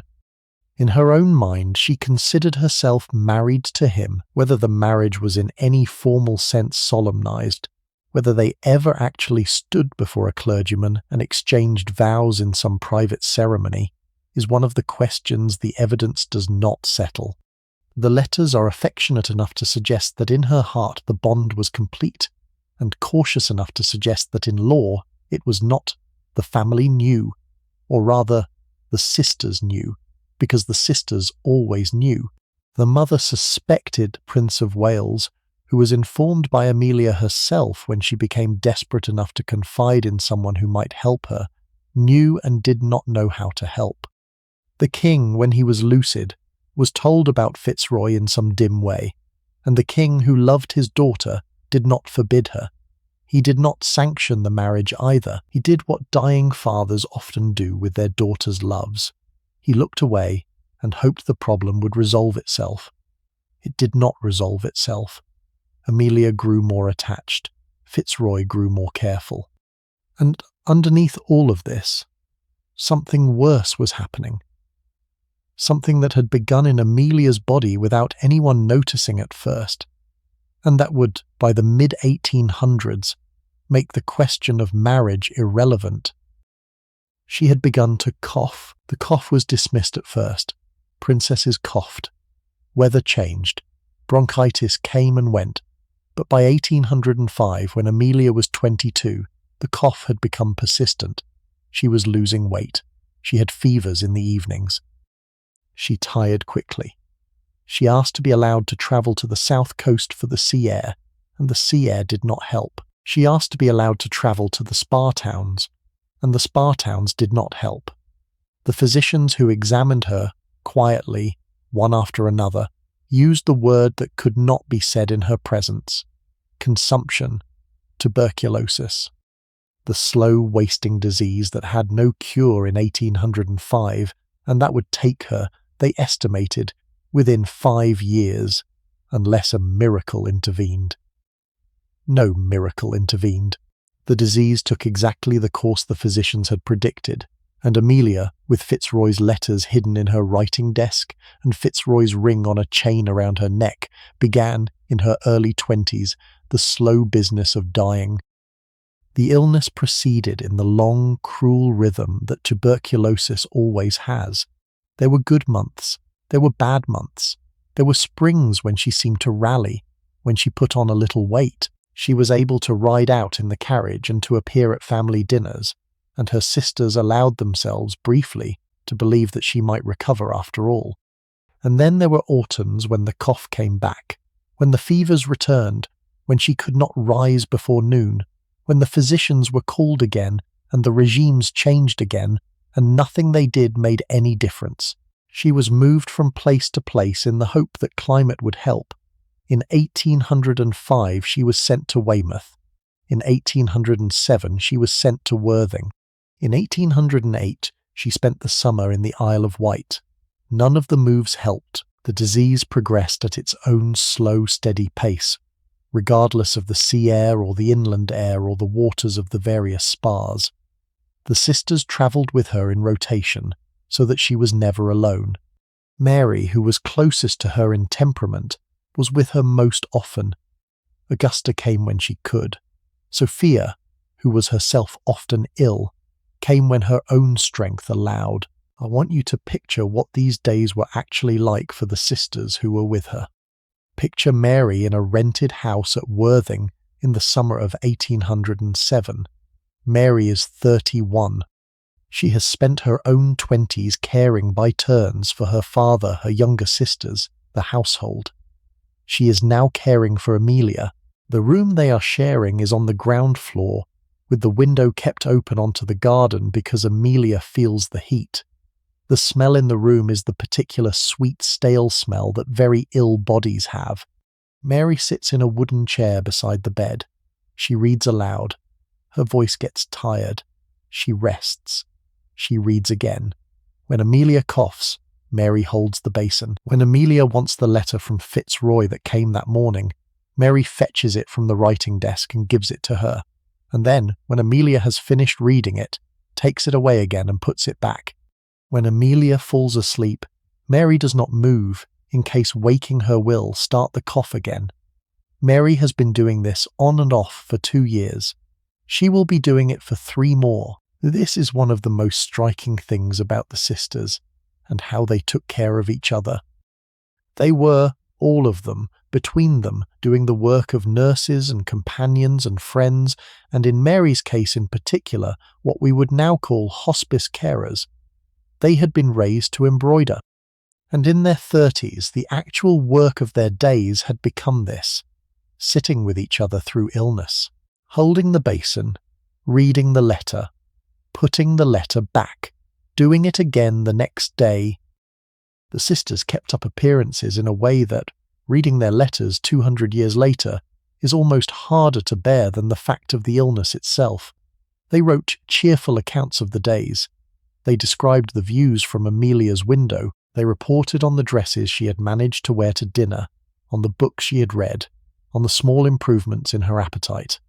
They did not write about the blood in the handkerchiefs, the nights of fever, the weight she was losing, the fact that she could no longer walk to the end of the garden without needing to sit down. The cheerful letters were for their mother, who could not bear the truth, and for their brothers, who were doing their best from a distance. And for each other, because a cheerful letter about one's dying sister was easier to write than a truthful one. Fitzroy could not visit. The mother had forbidden it. The Prince of Wales, who had been sympathetic, eventually agreed that the visits had to stop. Amelia's reputation had to be protected. The medical opinion had turned against any excitement, any emotional strain, any rise in her pulse that could shorten the short life she had left. Fitzroy obeyed. He wrote letters instead. Amelia read them in bed, and replied when she could, and kept the letters in a small locked box that she asked Mary to bring to her whenever she felt strong enough to read them. The last summer, 1810, was spent at Windsor. She could no longer travel. She had become, over the course of the previous year, too fragile to move. A set of rooms on the ground floor of the castle was arranged for her, with access to a small garden, so that she could be carried out on a litter on fine afternoons to sit under the chestnut trees. She ate very little. She slept intermittently. She had the long, exhausted clarity of a young woman who has accepted what is coming and who is using her remaining strength to say goodbye in the small, careful ways her circumstances permitted. She commissioned a ring for her father. It was a small ring with a braid of her own hair inside it, and a little circle of glass, and an engraving on the band. She gave it to him in a private moment in the early autumn. She told him that she wanted him to have something of her that he could wear, and that he should remember that she loved him. The king, who was in one of his clearer periods, took the ring and put it on his finger. He understood what she was giving him. He wept in a way that his attendants had never seen him weep. He kept the ring on for the rest of his lucid days, and when the long final attack took him, when the daughter he had received the ring from was already gone, the ring stayed on his finger, and he looked at it sometimes, and the attendants did not know whether he remembered what it was. After she gave him the ring, the last decline began. She could no longer sit up. She could no longer hold a spoon. Her sisters sat with her in rotation through the autumn of 1810, one of them always by the bed day and night, reading to her, wetting her lips, holding her hand, keeping watch as the November darkness drew in over the castle. She died on the 2nd of November 1810, a little before noon, at Windsor Castle. Mary was with her. Augusta was in the next room. The Princess Royal in Stuttgart received the news in a letter 2 weeks after the fact. She wrote back a reply so composed and so sparing that it can only be read as the letter of a woman determined not to let her grief be seen in the public archive. The funeral took place a week later at St. George's Chapel at Windsor. The coffin was carried through the chapel by her brothers. The 6 sisters were now 5. Fitzroy was not at the funeral. He could not be. He had been asked to stay away. And he had agreed, because he understood the demand, and because he loved her enough to obey what she would have wanted. He lived for many more years. He never married. He kept her letters in a locked case until his own death in 1831, When the case was opened by his executors, they found inside, carefully preserved, the small ring she had once sent him. They found the locks of her hair and every letter she had ever written him, and a sealed packet containing the portrait miniature she had commissioned of him when she was 20, and that he had been given, at the very end, back. 21 years he kept that case. 21 years after she died, the locks of her hair were still there. I find that, of all the small details in this story, the one I cannot put down. The young woman who had been kept from him alive was, in death, allowed to become his entirely. He carried her, in his quiet bachelor life, for 2 decades after the castle had closed its doors on her memory, and when he died, the case opened, and there she was. The 5 remaining sisters grieved in their own ways. Mary, who had nursed Amelia through the last years, was bereft in the particular way that carers are bereft, exhausted and emptied. She did not eat properly for a month. She slept badly. She would not speak about Amelia for months.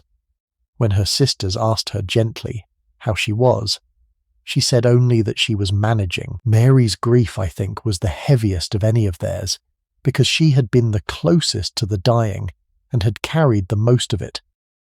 Augusta, who had been cheerful even through Sophia's secret and the Princess Royal's departure, was heard weeping alone in her rooms for the first time anyone could remember. The cheerfulness that had been her contribution to the family for 40 years did not come back the same. She was still kind. She was still warm with her sisters. But the easy laughter was over, and the rest of her life would be lived in a slightly quieter register. Elizabeth's low spirits deepened into something close to a depression. For nearly 6 months she did not draw. She did not design. She sat in the drawing room with her sisters and held an embroidery she did not work on. When she came out of it, the artist she had been before came back, but a little harder around the edges. The drawings she made in 1812 are still beautiful. They are also, when you put them next to her drawings from a decade earlier, a little colder. Sophia, who had her own complicated relationship with Amelia, grieved privately and said little. What Sophia carried about Amelia, only Sophia knew. She had, after all, been the only sister who had also lost something in a wing of the castle that the household had agreed not to talk about. Whether the two of them had ever, in their own quiet conversations as adults, spoken about what they had each lost, the letters do not record. The decade that followed Amelia's death was, for the sisters, the strangest period of their lives. Their father was alive, but no longer present. Their mother was alive, but no longer open to them. The country outside the castle was in the middle of the Regency, the political and cultural period that would become associated in the popular imagination with Jane Austen and the Prince Regent and the war with Napoleon. The sisters read about all of it from Windsor, in the newspapers that arrived daily, in the letters that came from their brother at Carlton House, in the reports of friends who visited occasionally. They were not part of it. They watched it from the inside of a room. The sisters in these years were, variously, 45, 43, 41, 35, 34, and would have been 32 had Amelia lived. They were no longer, by any definition, young. They had passed the ages at which their class's women married and bore children. They had passed the ages at which even unmarried women could reasonably expect significant change in their lives. They were middle-aged. They were, by the standards of a period in which middle age began at 40, beginning to be old. This fact changed everything. The pressure that had been exerted on them, the quiet resistance to any marriage, began to weaken. There was no longer a case to be made for keeping them young and virginal and available for the best possible match. The best possible matches had gone. What remained, if matches were to be made at all, were the matches of late middle age, widowed cousins, elderly princes of small states, men who would not expect children, who were seeking companionship or alliance or dynastic continuity, but not fertility. Now I have to mention the brothers briefly, because the contrast between how the princes and the princesses of this family were permitted to live is one of the most striking facts about the household, and it was a contrast the sisters themselves felt every day. The brothers had done everything. The eldest, the future George IV, had secretly married a Catholic widow in 1785, and then, in a public ceremony, married a cousin he openly despised. He spent the rest of his life in a succession of mistresses. Frederick, the Duke of York, had married a Prussian princess and lived separately from her for most of the marriage, with a mistress on the side who famously sold army commissions out of his official residence. William, the Duke of Clarence, had lived for 20 years with the actress Dorothea Jordan. They had 10 illegitimate children by her, openly, publicly, with their parents' grudging knowledge, in a rented villa in Surrey. Edward, the Duke of Kent, had kept a French-speaking mistress in Canada for nearly 30 years. Ernest, the Duke of Cumberland, had been involved in a scandal in 1810, in which his valet was found dead under ambiguous circumstances. And all of them, every one of the surviving princes, had produced illegitimate children, some of them acknowledged, some of them hidden, most of them provided for in one way or another out of the family's funds. The sisters knew every detail. They were close to their brothers. They were written to, confided in, gossiped with. The brothers, whatever their other faults, loved their sisters and treated them as intelligent adults who could hear the truth about the family's circumstances. And so the sisters knew that while they were being kept at Windsor for the sake of domestic decorum, their brothers were producing a small army of royal bastards in town houses and country lodges and barracks across the country. The injustice of this, once you begin to see it, is hard to unsee. The men of the family had complete freedom to live how they pleased. The women of the family, raised in the same household by the same parents under the same religious principles, were held to a standard of enclosed virginity that nobody in Europe outside a convent was actually expected to maintain. The sisters did not write openly about these contradictions. They were not that kind of writers. They hinted, they sighed, they made small wry comments in their letters about the freedoms their brothers enjoyed and the confinements they themselves endured. And they understood, as any reasonably intelligent woman in their position would have understood, that the rules they lived under were not rules anyone in their family actually believed in for themselves. They were rules designed to keep the daughters at home, nothing more. In November 1817, something happened that changed the sisters' position entirely. Princess Charlotte of Wales, the only legitimate grandchild of George III, the daughter of the Prince Regent, the heir to the throne of Britain, died in childbirth at Claremont House at the age of 21. Her son had been stillborn. She had bled to death through the night and into the early morning. The country went into national mourning, shops closed, black cloth was hung in every public building, and the royal family, which had spent 30 years producing dozens of illegitimate children and none of whom could inherit, woke up to the fact that the dynasty was one heartbeat away from ending. Imagine for a moment the conversation in the drawing room at Windsor in November 1817. The 5 sisters with the news in front of them, none of them with a child, their eldest brother's only legitimate daughter dead, their second brother's marriage childless, their younger brothers in irregular households with brigades of illegitimate sons that could not inherit, the whole long, careful work of their parents, the 15 children, the moral household, the kingdom safely supplied with heirs, lying in pieces around them in the autumn of 1817. The urgency that followed Princess Charlotte's death changed the position of the princesses immediately. The elderly sons of the king were hastily matched with German princesses. The ministers put pressure on every available royal in the family to produce a legitimate heir, and the daughters, who had been held at home for 30 years on the grounds that their marriages must be perfect, were suddenly permitted, with almost indecent haste, to make the matches that had been held off for decades. Mary was the first of the remaining sisters to be released. She married her cousin William, Duke of Gloucester, on the 22nd of July 1816, the year before Princess Charlotte died, but in a marriage that the political pressure of the period had finally made possible. She was 40 years old. He was 41. They had known each other since childhood. Gloucester was the son of the king's younger brother and had grown up on the edges of the royal family as a familiar and unexceptional cousin whom the sisters had always known, and nobody had ever particularly considered as a possible husband. The match had been proposed half-seriously for years. It had always been objected to, on the grounds that Gloucester was not a sufficiently important match for a daughter of the King of England. By the 18-teens, the political calculation was changing, and Gloucester was already approved. The wedding took place. Mary was, to her own mild astonishment, a married woman for the first time at the age of 40. It was a marriage that had been arranged for convenience, and that would turn out, as such things sometimes do, to be affectionate and companionable and genuinely kind.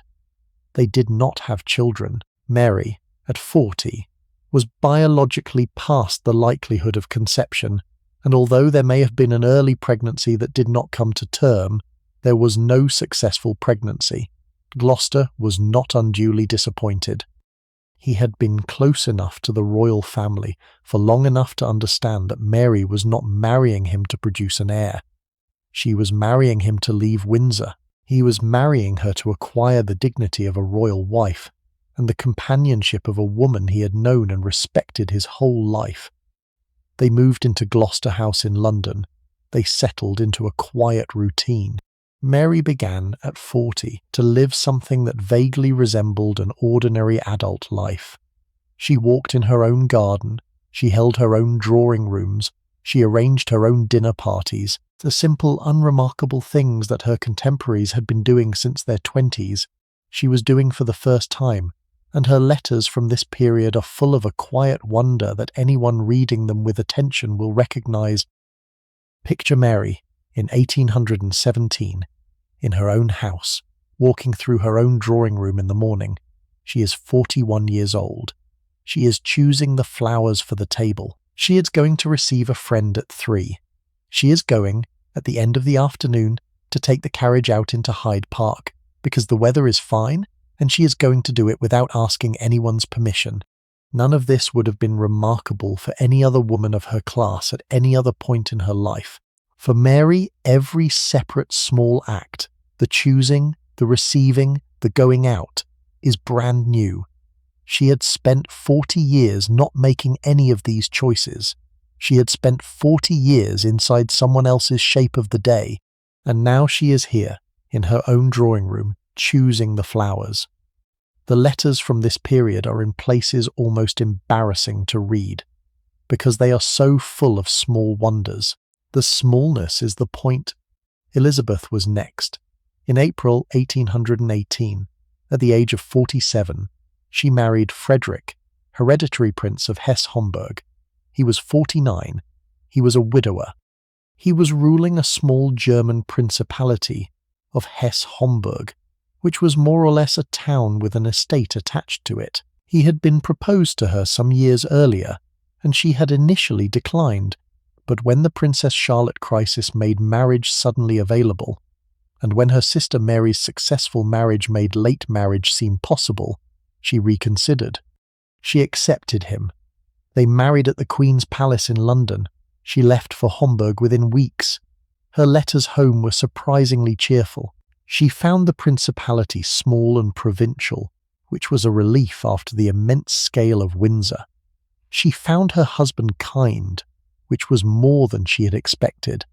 She redecorated their modest palace in Homburg with the artistic instincts she had been developing for decades. She planned gardens. She commissioned furniture. She lived for the first time in her life in a place that was hers to arrange. Her husband was not a great man. She was not a great queen. But the small life she built in Homburg was, by every surviving account, the happiest period of her adult life. When her husband died in 1829, she stayed in Homburg as a widow rather than returning to England. Homburg, small and provincial and German as it was, had become, over 11 years, her home in a way that Windsor never had been since she was a child. There is something I want you to take from that. Elizabeth, who in 1803 had written that she felt buried alive, who had been the most artistically frustrated of all the sisters, who had spent most of her adult life designing rooms she could not actually build, was given, at 47, a small palace and a kind husband and the freedom to choose her own wallpaper, and she was, on those terms, happy. The bar had been so low for so long, and given the smallest amount of room, she filled it. Augusta did not marry officially. The secret understanding with Sir Brent Spencer, whatever its exact nature, persisted. Whether they were married in private or simply lived as if they were, she was never publicly Lady Spencer, never removed from the royal family register, never formally separated from her sisters, but she lived, from about 1815 onwards, with a kind of quiet personal happiness that suggested some understanding with Spencer had been reached. He died in 1828, 12 years before her own death. In her late correspondence, she refers to him occasionally, carefully, with the affection of a woman who has loved one man for 50 years and who has arranged her life, against all the constraints of her position, to love him until the end. Sophia did not marry. She could not have. Her health had been too poor for too long, and the shadow of her son's birth had made any public marriage impossible. She lived quietly at Kensington Palace after the household at Windsor finally dissolved. She saw her sisters, corresponded with her brothers, never left England. 6 daughters, 4 marriages, no surviving children. This was, by the time the sisters reached their 50s and 60s, the final arithmetic of their generation. The Princess Royal in Stuttgart had buried her stillborn daughter in 1798 and had never conceived again. Mary in London had not conceived at all. Elizabeth in Homburg had not conceived. Augusta, whatever her unofficial arrangement with Spencer, had never borne a child publicly or privately. Sophia had borne her secret son, who had grown up as somebody else's child. Amelia had been engaged in all but name to a man she was not permitted to marry, and she had died childless at 27. The biological reasons are straightforward. The average age of first marriage for the 4 sisters who married was 42. At 40 and above, in the medical conditions of the early 19th century, conception was rare, and carrying a pregnancy to term was rarer. The bodies of women who had not been married in their 20s and 30s, when fertility is highest, could not be expected to produce children in their 40s. The marriages were not, in this sense, real marriages in the reproductive sense. They were companionable legal arrangements between people who had been denied the time in which reproduction would have been possible. The emotional consequences are harder to describe. Each of the sisters had been raised to believe that her primary adult contribution to the world would be the bearing and rearing of children. Each of the sisters, reaching the ages at which conception became unlikely and then impossible, had had to come to terms with the fact that this purpose would not be hers. They did so with various strategies. Mary devoted herself to her husband Gloucester, who was a good man and who gave her, in the 21 years of their marriage, a genuine late-flowering domestic happiness. Elizabeth devoted herself to the small community of Homburg. Augusta devoted herself to her sisters and to the half-acknowledged love of her life. The Princess Royal devoted herself, as she had always done, to duty, to correspondence. Sophia devoted herself finally to being an aunt. She lived for decades at Kensington, and she visited her sisters when she could, and she became, by the 1820s and 30s, the particular favourite of her nieces and nephews, who adored her without quite understanding why. I want now to spend some time with the leavings of these sisters, because each of them, in turn, had to die, and the others had to absorb each death, and the absorbing took longer than the dying did. We are going to walk through the slow disappearing of the family, one sister at a time. This is the part of the story that the histories tend to compress into a paragraph at the end. And that is, in its own way, the part that I think actually contains the heart of who these women were to each other. So slow down with me. Stay where you are. We have a few more years to walk through. The first to go was the Princess Royal in October 1828 at Ludwigsburg in Württemberg. She was 62. She had been ill for some time, with a slow heart trouble that the German physicians had been treating for years, and that in the end none of them could do anything about. She had ruled as Queen of Württemberg for 16 years, through the Napoleonic Wars and the Restoration that followed, and she had been, throughout, a respected figure in the small German court she had married into. Her stepchildren from her husband's first marriage had by this point loved her for years. They were at her bedside at the end.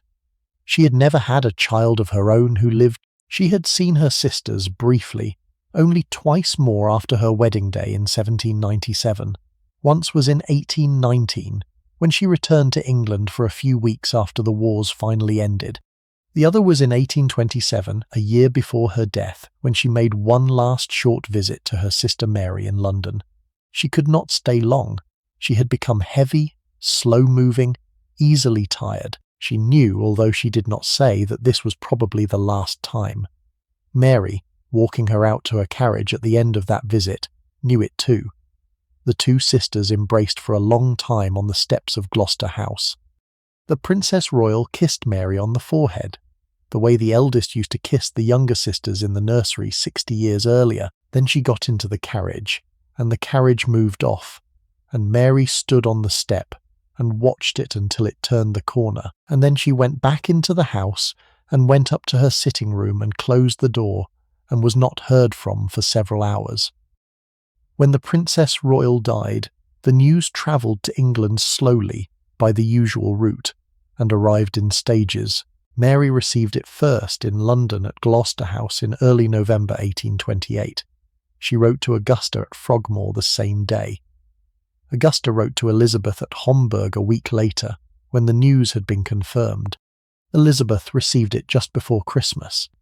Sophia, at Kensington, was told by a servant who had been told by a footman from the Prince Regent's household. The way the news passed, sister to sister, country to country, slow and confirmed and reconfirmed, was the way news of a death has always travelled in the families of the time. There was no railway in England yet. There was no telegraph. Each sister received the news alone in her own room, hours or weeks after the others had received theirs. Each grieved separately. Elizabeth in Homburg wept in the small palace garden, where she had spent 10 happy years. Augusta of Frogmore went into the chapel and prayed for her sister and for herself. Mary in London received her brother, the Duke of Sussex, who had come to sit with her, and they spoke about Royal as a child, the way she had run on the lawns at Kew when she was 8, the way she had taught the younger ones to read. Sophia at Kensington did what Sophia always did with her grief. She gave it nowhere to go. She sat with it. She wrote a poem about it that she did not show to anyone and that did not survive. The Princess Royal was buried in Württemberg in the family vault of her husband's house beside her infant daughter. Her sisters did not attend. The journey was too long. The political situation in Europe was still uncertain. Germany was a foreign country to 4 of the 5 sisters who outlived her, and none of them could have crossed it to stand at her grave. They wrote to her stepchildren instead. Her stepchildren, who had loved her, wrote back. The correspondence between the German court at Stuttgart and the surviving English sisters continued, in a smaller way, for another 20 years. That was the first one. 5 sisters left. The second was Augusta, in September 1840, at Frogmore, at the age of 71. She had been quietly, gradually fading for about 2 years. There was no specific illness. The physicians called it a general decline, a phrase they used for old people who simply began, in their late 60s or 70s, to slow down and slip away. She ate less. She walked shorter distances. She sat for longer hours by the fire. By the spring of 1840, she could not climb the stairs at Frogmore without help. By the summer, she did not go down to the garden anymore. By September, she did not get out of bed. Mary at Gloucester House in London received the news that Augusta was failing in early September. She came down to Frogmore by carriage that same day. She took up residence in the rooms that had been the sisters' rooms when they were all together in the 1790s. She sat with Augusta in the mornings and the afternoons, and at night she slept in the room next door so that she could be summoned at any moment. The deathbed scene when it came was a quiet one. Augusta did not suffer. She had grown so frail that the dying was not a violent thing but a slow extinguishing, like a lamp running out of oil. She knew Mary was there. She held Mary's hand for hours at a time. She asked twice, on her last clear evening, for the music she used to play, and Mary, who could play a little, sat at the small pianoforte in the corner of the bedroom and played a Mozart piece. The two of them had played as a duet in the 1780s. Augusta closed her eyes. She did not open them again. She died at 2 in the morning on the 22nd of September. Mary was in the room. Mary stayed at Frogmore for the funeral. Augusta was buried at the Royal Mausoleum at Frogmore, in the gardens she had walked in for 50 years.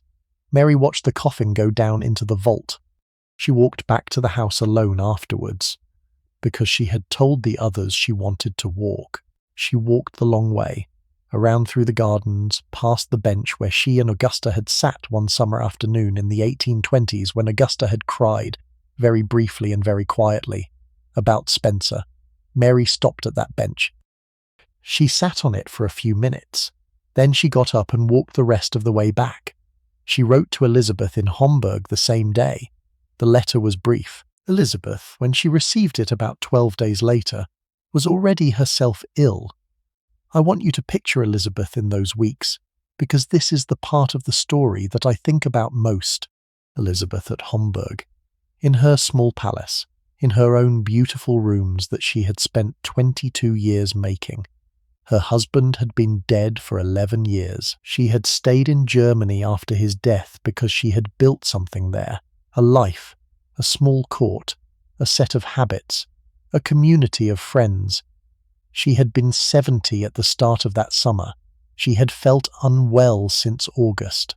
She had not written to her sisters about it, because Elizabeth was the kind of person who did not write to her sisters about her own illnesses, only about theirs. Mary's letter about Augusta arrived in early October.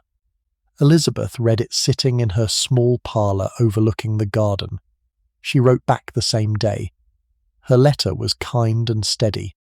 She said that she had loved Augusta all her life, that she remembered the way Augusta used to play in the drawing room at Windsor in the long winter evenings, that she felt the loss but could not, at this distance, properly grasp it. She said she would write again, soon.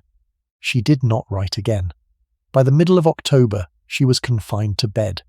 By the beginning of November, the German physicians who attended her were preparing the household for the worst. She died on the 10th of January 1840, very early in the morning, with her stepdaughter at her bedside. She was 70. Wait, that date is wrong. Let me get this right. Augusta died in September 1840. Elizabeth had been the one ill that summer. The sisters left in England received the news of Elizabeth's death first, in late January, and they were still in mourning for Elizabeth when Augusta began her own final decline that summer. 2 sisters in 1 year, both 70. Within months of each other? I have been thinking about how to convey to you what that year was like for Mary and Sophia, the 2 sisters left in England, watching the eldest of their generation be erased one after the other. Picture Mary, in February 1840, opening the letter from Homburg with the news of Elizabeth, and not yet knowing that Augusta in another part of England will be dead by September, but feeling the cold draught of it already, the sense that the family was being subtracted from at a pace nobody in the drawing rooms of 40 years earlier could have imagined. Picture Sophia at Kensington reading the same news, alone in her small set of rooms, with her dog on her lap. picture Mary travelling out to Windsor to be with Augusta in those last September weeks, and on the journey out, in the carriage, looking at the autumn leaves on the trees along the road, and remembering Elizabeth, only 9 months gone, and not yet knowing how to mourn one sister and prepare for the next. Elizabeth had asked, in her will, to be buried in England. Her body was brought back from Hesse-Homburg by ship across the Channel and then by carriage down through the southeast. In a journey that took about 3 weeks, Mary received the coffin at Frogmore in early February. Elizabeth was buried near where Augusta would be buried later that same year, in the royal mausoleum that had been built on the grounds of the home the sisters had loved together as young women. Mary stood at the funeral. Augusta was there too, frail by then but still on her feet, leaning on Mary's arm. Sophia was at Kensington, too unwell to attend. They were 3 sisters now. They would not be 3 sisters for very long. The September that Augusta died, Mary went home to London afterwards in a kind of slow, exhausted shock. She had now buried 2 sisters in the same year. She had now lost the eldest of her own generation, the second eldest, and the third eldest. The Princess Royal was 12 years gone. Augusta was just gone. Elizabeth had been gone since January.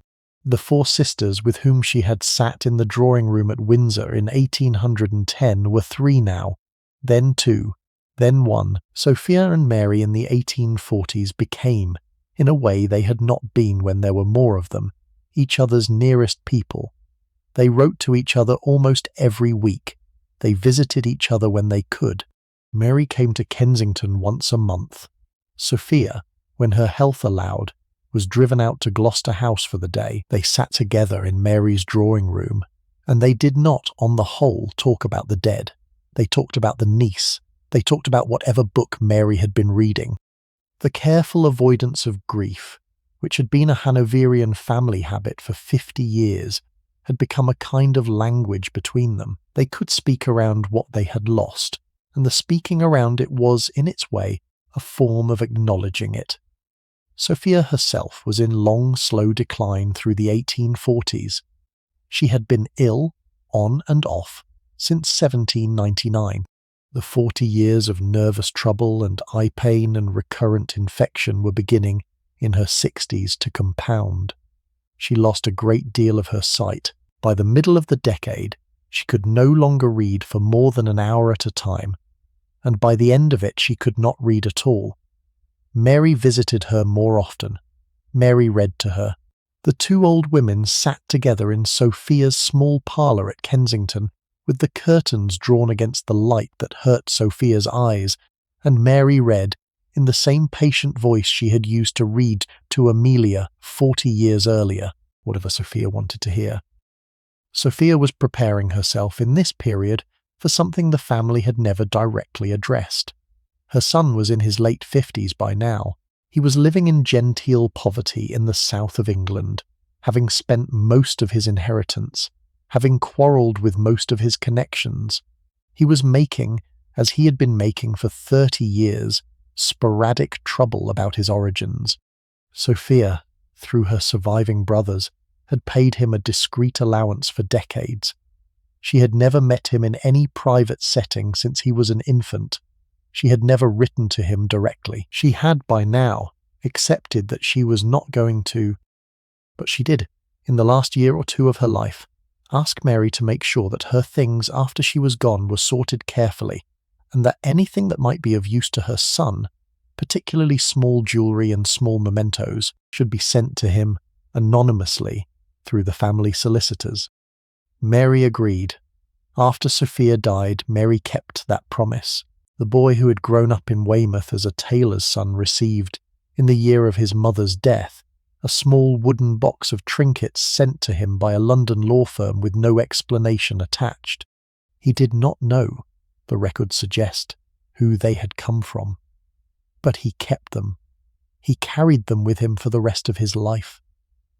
Sophia died on the 27th of May, 1848, at Kensington at the age of 70. She had been bedridden for several months. Mary had been with her, on and off, through the spring.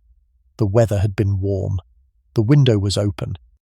The smell from the garden, lilac and grass, came into the room. Sophia, who could no longer see, asked at one point what the trees in the garden were doing, and Mary told her about the lilacs, and Sophia smiled very faintly and said she remembered the lilacs at Kew. Those were among her last words. She slipped, like Augusta had, into a deepening sleep, and out of it. She was buried at Kensal Green Cemetery in London, by her own request. She had not wanted the royal mausoleum at Frogmore. She had wanted, she said, a public cemetery, one that anyone could visit. Why she made that choice the family did not entirely understand at the time. Looking at it now with what we know about the son she could never claim, it is not hard to guess. She had wanted in death to be in a place where anyone could come, where a young man with no formal connection to her could, if he ever wanted to, walk up to her grave and stand beside it. He did not, as far as anyone knows, ever do so. He died in 1873 in Lancashire, 25 years after his mother, and is buried not very far from her, but in a separate grave that was never connected in any document to hers. The two of them, mother and son, lie in the same city, a few miles apart, and the family connection between them is registered nowhere on either headstone. After Sophia's death, Mary was the only sister left. I want to slow down for this part, because I think it deserves slowness. Mary was 72 when Sophia died. Her husband Gloucester had been dead for 14 years. She had buried, in the previous 20 years, 4 of her sisters. She had, before that, buried Amelia.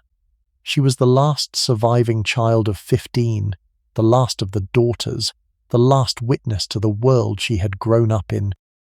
Picture Mary in the summer of 1848, in the garden of Gloucester House in London. She is alone, more or less. She has servants, of course. She has nieces and nephews who visit, including her great-niece Victoria, who is now Queen, and Victoria's children, who are small and curious, and not at all afraid of their tall, thin great-aunt with the gentle face. But the people of her own generation are gone. Her parents are gone. Her brothers and her sisters are gone, except her brother Adolphus, the Duke of Cambridge, who is also old and unwell. Her husband is gone.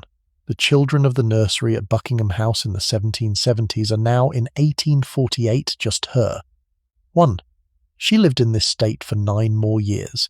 From the age of 72 to the age of 81, 9 years of being the last sister. Those 9 years are not well documented. Mary did not keep a diary. The letters she wrote in this period are mostly to her great-niece Victoria, and they are warm and motherly and full of advice about the children. They are not letters in which Mary writes about what it is like to be the last person alive who can remember a particular afternoon at Kew in 1785. The interior of those years is something Mary kept to herself. But there are small things in the record. There is a letter she wrote around 1850 to one of Sophia's old maids, asking after her health and sending her a small pension out of Mary's own purse. There is a note from one of the Windsor footmen from the old days, who had moved on to a job at one of the great houses in Hampshire, recording that the Dowager Duchess of Gloucester had written to him on his retirement to thank him for his service to her family 50 years before, and to send him a small gift. There is a moment, recorded by one of Victoria's ladies in waiting, when Mary visited the royal household at Buckingham Palace in the early 1850s and stood in front of a portrait of her father, George III, in the Long Gallery, and said quietly to no one in particular that she could still hear him reading aloud in German in the nursery more than 70 years ago. The world had changed completely around her. She had been born in the year of the American Declaration of Independence. By the end of her life, the railways ran out from London at 30 miles an hour. The first photograph had been taken. The telegraph cables had been laid across the floor of the English Channel. Queen Victoria's children played in nurseries that looked nothing like the nursery at Buckingham House, in clothes that looked nothing like the muslin dresses Mary had worn as a child. The world Mary had grown up in was, by the 1850s, an antique. The nunnery itself, the long routine of Windsor, the embroidery frames and the candle holders and the cook who could tell you what year you had eaten what pudding, was gone. Frogmore was still there, but it was used now by Victoria as a private retreat, redecorated in the heavier Victorian taste that Elizabeth, the original designer, would not have recognised. Mary visited Frogmore occasionally in those last years. She was driven out from London by carriage.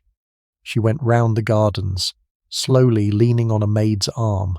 She sat on the bench Augusta had liked. She walked as far as she could along the paths the five of them had laid out in the 1790s when they were young women in their 20s. She did not, by all accounts, weep. She had, by this point, done all the weeping that her temperament would allow. She just walked, she looked, she remembered. There is a letter from Mary to one of Victoria's daughters from about 1855, which I find one of the most moving documents in this whole story. The letter describes a morning at Frogmore. Mary writes about the way the light came through the window of the music room where Augusta used to play, and how the dust was moving in the light, and how she had stood there for a long moment listening to nothing because there was nothing to listen to anymore, and how she had then, very carefully, walked out and closed the door. That is what it is to be the last sister, to walk into the room where there used to be music, and to listen to the silence there, to close the door behind you because nobody else is going to. Mary's own decline, when it came, was gradual. She had been well into her 70s, then she was 80, then she was 81. By the spring of 1857 she had been confined to her rooms for several months. She did not eat very much. She slept a great deal. She received Victoria, who came to visit her several times in those last weeks, and she received Victoria's children, and she received a small, careful procession of nieces and nephews and great-nieces and great-nephews who all came, in their turn, to say goodbye to the last of the great-aunts. She died on the 30th of April, 1857, at Gloucester House in the early afternoon. The window was open. The sound of the carriages on Park Lane came in through the window, the modern London sound. The sound of a city Mary had not lived in as a young woman because she had not been allowed to. She did not speak at the end. She slipped, the way Augusta had, the way Sophia had, the way her mother had 40 years earlier, from sleep into a deeper sleep, and out of it. The doctor confirmed it. The room was quieted, the curtains were drawn, the news was sent to Buckingham Palace. Victoria, when the news reached her, wrote in her diary that the last link with her grandfather's generation was now broken, and that the loss felt, at her own age of 37, like the closing of a long chapter that her family had been turning the pages of for as long as she had been alive. Mary was buried at St. George's Chapel at Windsor, near her husband Gloucester, and not far from the brothers and sisters who had gone before her.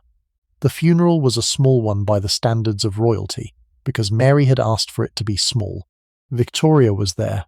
Several of Victoria's children were there. A few of the elderly servants who had served Mary since her own youth were there, dressed in mourning, standing at the back of the chapel with their hands folded. The 6 sisters were now, all of them, gone. I want to take a moment to sit with that. The nursery at Buckingham House in the 1770s. 6 small girls in white muslin dresses with blue ribbons. 6 pairs of small shoes lined up in the corridor. 6 small voices singing together, in German and French and English, in a room with pale green walls. The Princess Royal teaching Mary to read. Augusta playing the pianoforte in the room next door so the others could hear it. Elizabeth designing a pattern that all 6 of them would later embroider. Sophia writing a small private poem in a notebook nobody would ever see. Amelia, the surprise baby, sitting on her father's lap and being kissed on the top of the head. All 6 of them, in a single century, came into the world and went out of it. Royal in 1828 in Württemberg. Amelia 21 years before that, in 1810 at Windsor. Elizabeth and Augusta in the same year, 1840, 3,000 miles apart. Sophia in 1848 at Kensington, Mary finally in 1857 at Gloucester House. 6 sisters, 6 different beds, 6 different cities, 91 years from the first birth to the last death. The houses they had lived in began, after Mary's death, to be repurposed. Frogmore became more thoroughly Victorian. Gloucester House passed to other hands. Mary's own personal rooms there were cleared, the embroideries packed away, the small writing desk where she had kept her sister's letters carried out and stored at Windsor, where it sat for half a century until somebody, a junior archivist in the early 20th century, opened the drawers and discovered, inside, several thousand sheets of paper that had not been read by anybody in 50 years. Those papers were the letters between the 6 sisters, kept for 60 years by Mary, and before that by Sophia, Augusta, and before that, when she was still alive, by Mary's mother. Letters from the 1780s, when the Princess Royal was a young woman in her 20s writing home from the family's trip to Cheltenham. Letters from the 1790s, when Augusta was reporting on the small dramas of Windsor evenings. Letters from the 1800s, when Elizabeth was using the word nunnery for the first time in writing, almost casually, as a joke. Letters from Stuttgart, from the Princess Royal, in her long German exile, written in her careful, composed hand. Letters from Kensington, from Sophia in her last years, dictated to a maid because Sophia could no longer hold a pen. Letters from Homburg, letters from a small house at Worthing in the summer of 1807. Letters that read like the most restrained scream in the Royal Archive. Letters that read like nothing at all, except a description of a long winter afternoon in which nothing happened. The archivist read them. He passed them on. They began, slowly, in the late 19th and 20th centuries, to be properly catalogued. They are now, most of them, in the Royal Archives at Windsor. Anyone who can get in to look at them, anyone with the right credentials and the right careful hands and the right silent attention, can sit in a quiet reading room and turn the pages and see, in the careful handwriting of the eldest and the youngest and the middle 4, what it was like to be a royal princess of this particular family in this particular age. They did not become historically important. They did not achieve the things that histories are built around. They did not rule countries or lead armies or inspire revolutions. They simply lived in a beautiful castle across the long years of a failing father and a failing dynasty. They loved each other, and they kept each other company, and they passed, one by one, into the archive where they still, faintly, wait to be read. I want to take you back now to where the whole long story has been pointing. A small girl in a bedroom at Kensington Palace in the 1820s. Her name is Alexandrina Victoria. She is 4 years old, then 6, then 8. She has brown hair and blue eyes and a solemn small face that resembles her father, the Duke of Kent, who died when she was a baby, more than it resembles her mother. She lives in a suite of rooms that is shabby by palace standards.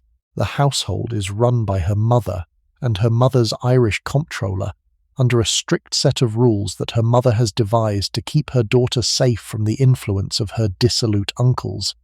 Her aunts visit. They come in the carriage, one at a time, driven over from their various residences, and they are shown up to the nursery where the child is waiting in a pinafore and a white frock. Aunt Augusta comes. Aunt Mary comes. Aunt Sophia comes. Aunt Elizabeth, when she is back from Homburg, comes. Aunt Charlotte, Princess Royal, sends letters from Stuttgart with small presents enclosed. 6 women or 5 after the Princess Royal dies in 1828, 4 after that. 3, 2, then finally 1. They look at this small girl and understand that she is the answer to a question their own lives had posed and had not been allowed to answer. The aunts hold her. They read to her. They bring her small gifts. Aunt Mary brings her a doll. Aunt Augusta brings her a music book with simple songs. Aunt Sophia brings her a miniature locket on a silver chain. The child receives them politely, as she has been taught to do, and keeps them in her little rooms at Kensington, and grows year by year into the young woman she will become. Imagine, just for a moment, what those visits must have been like.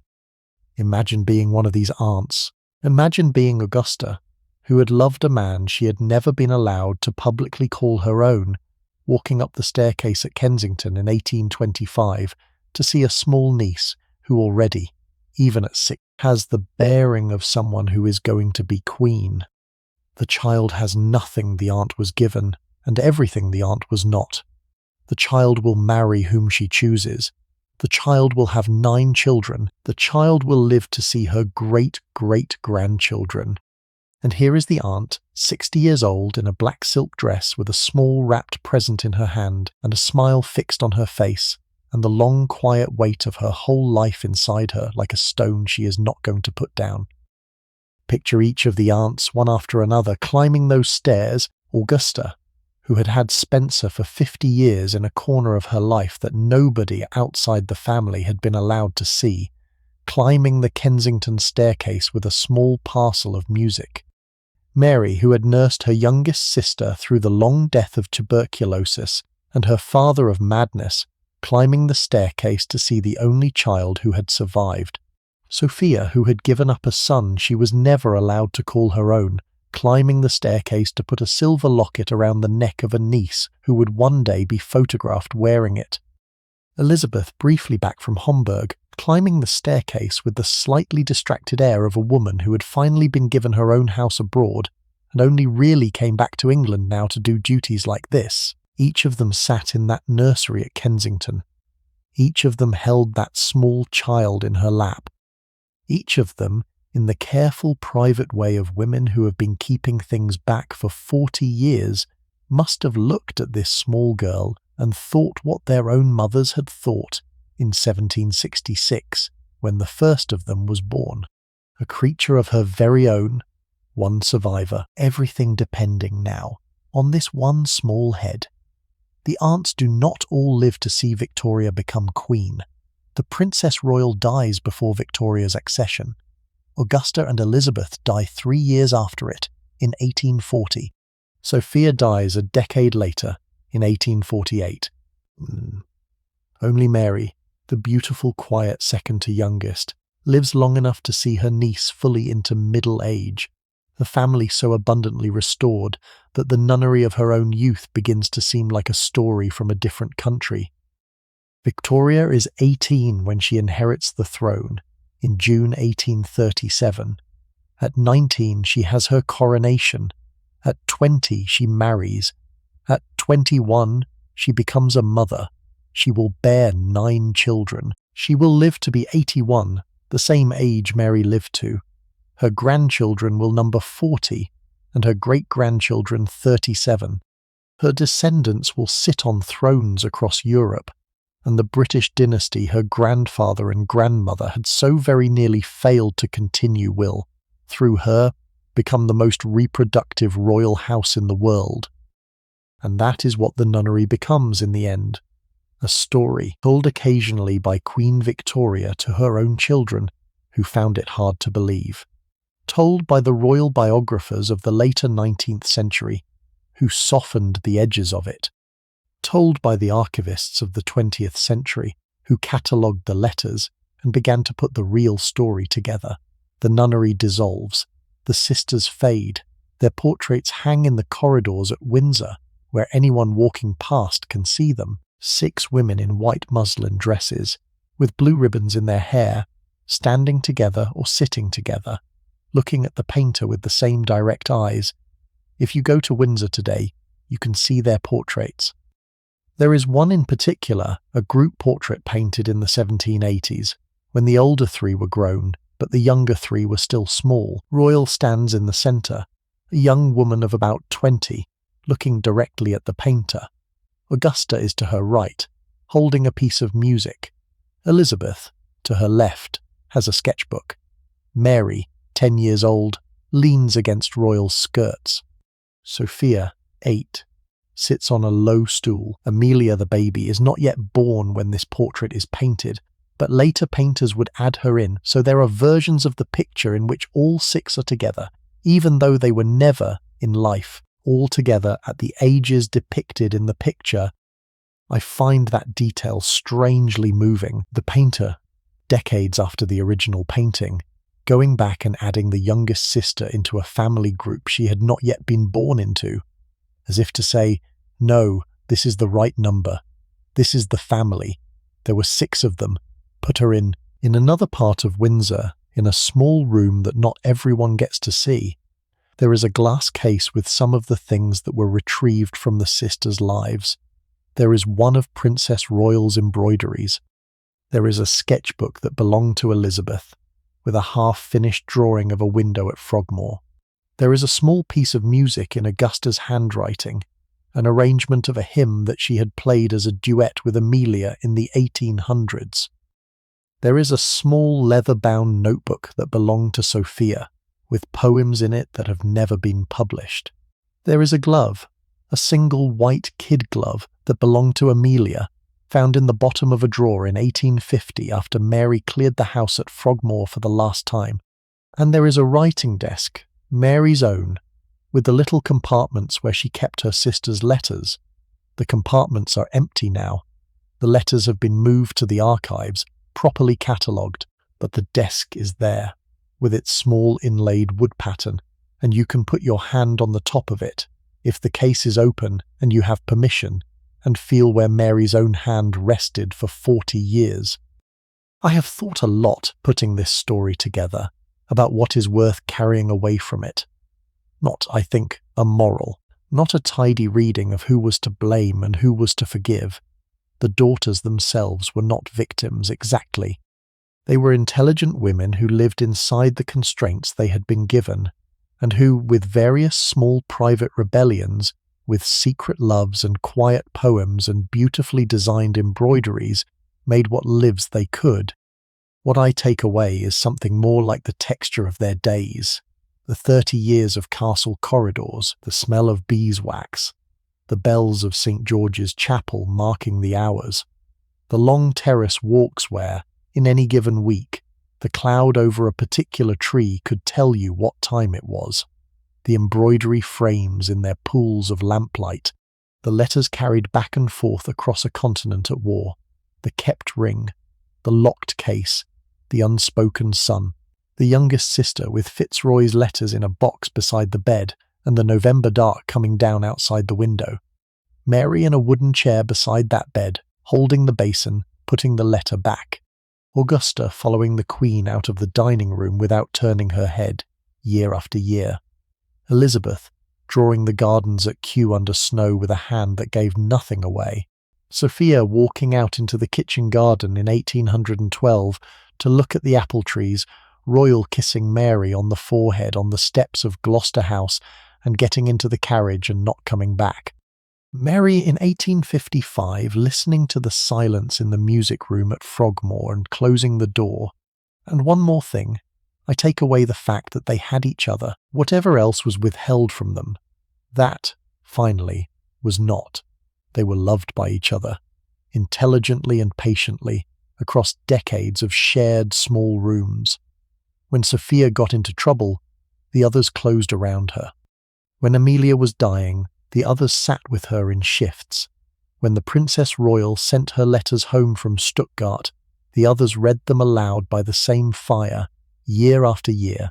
When the nunnery finally dissolved, the 4 who were still in England wrote to each other almost every week for the rest of their lives.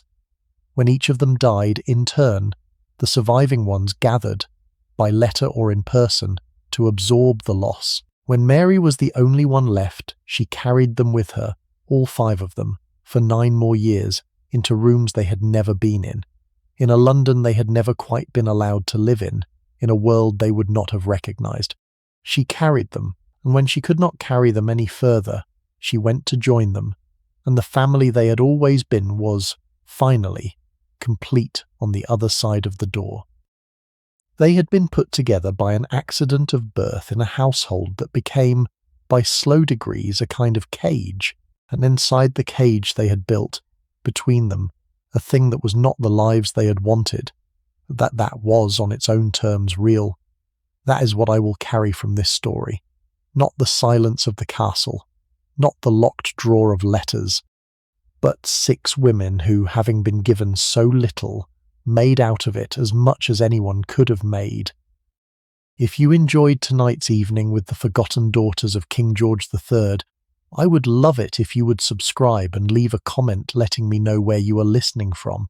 Tell me what time it is for you, and what you can hear outside your window, and which of the 6 sisters has stayed with you.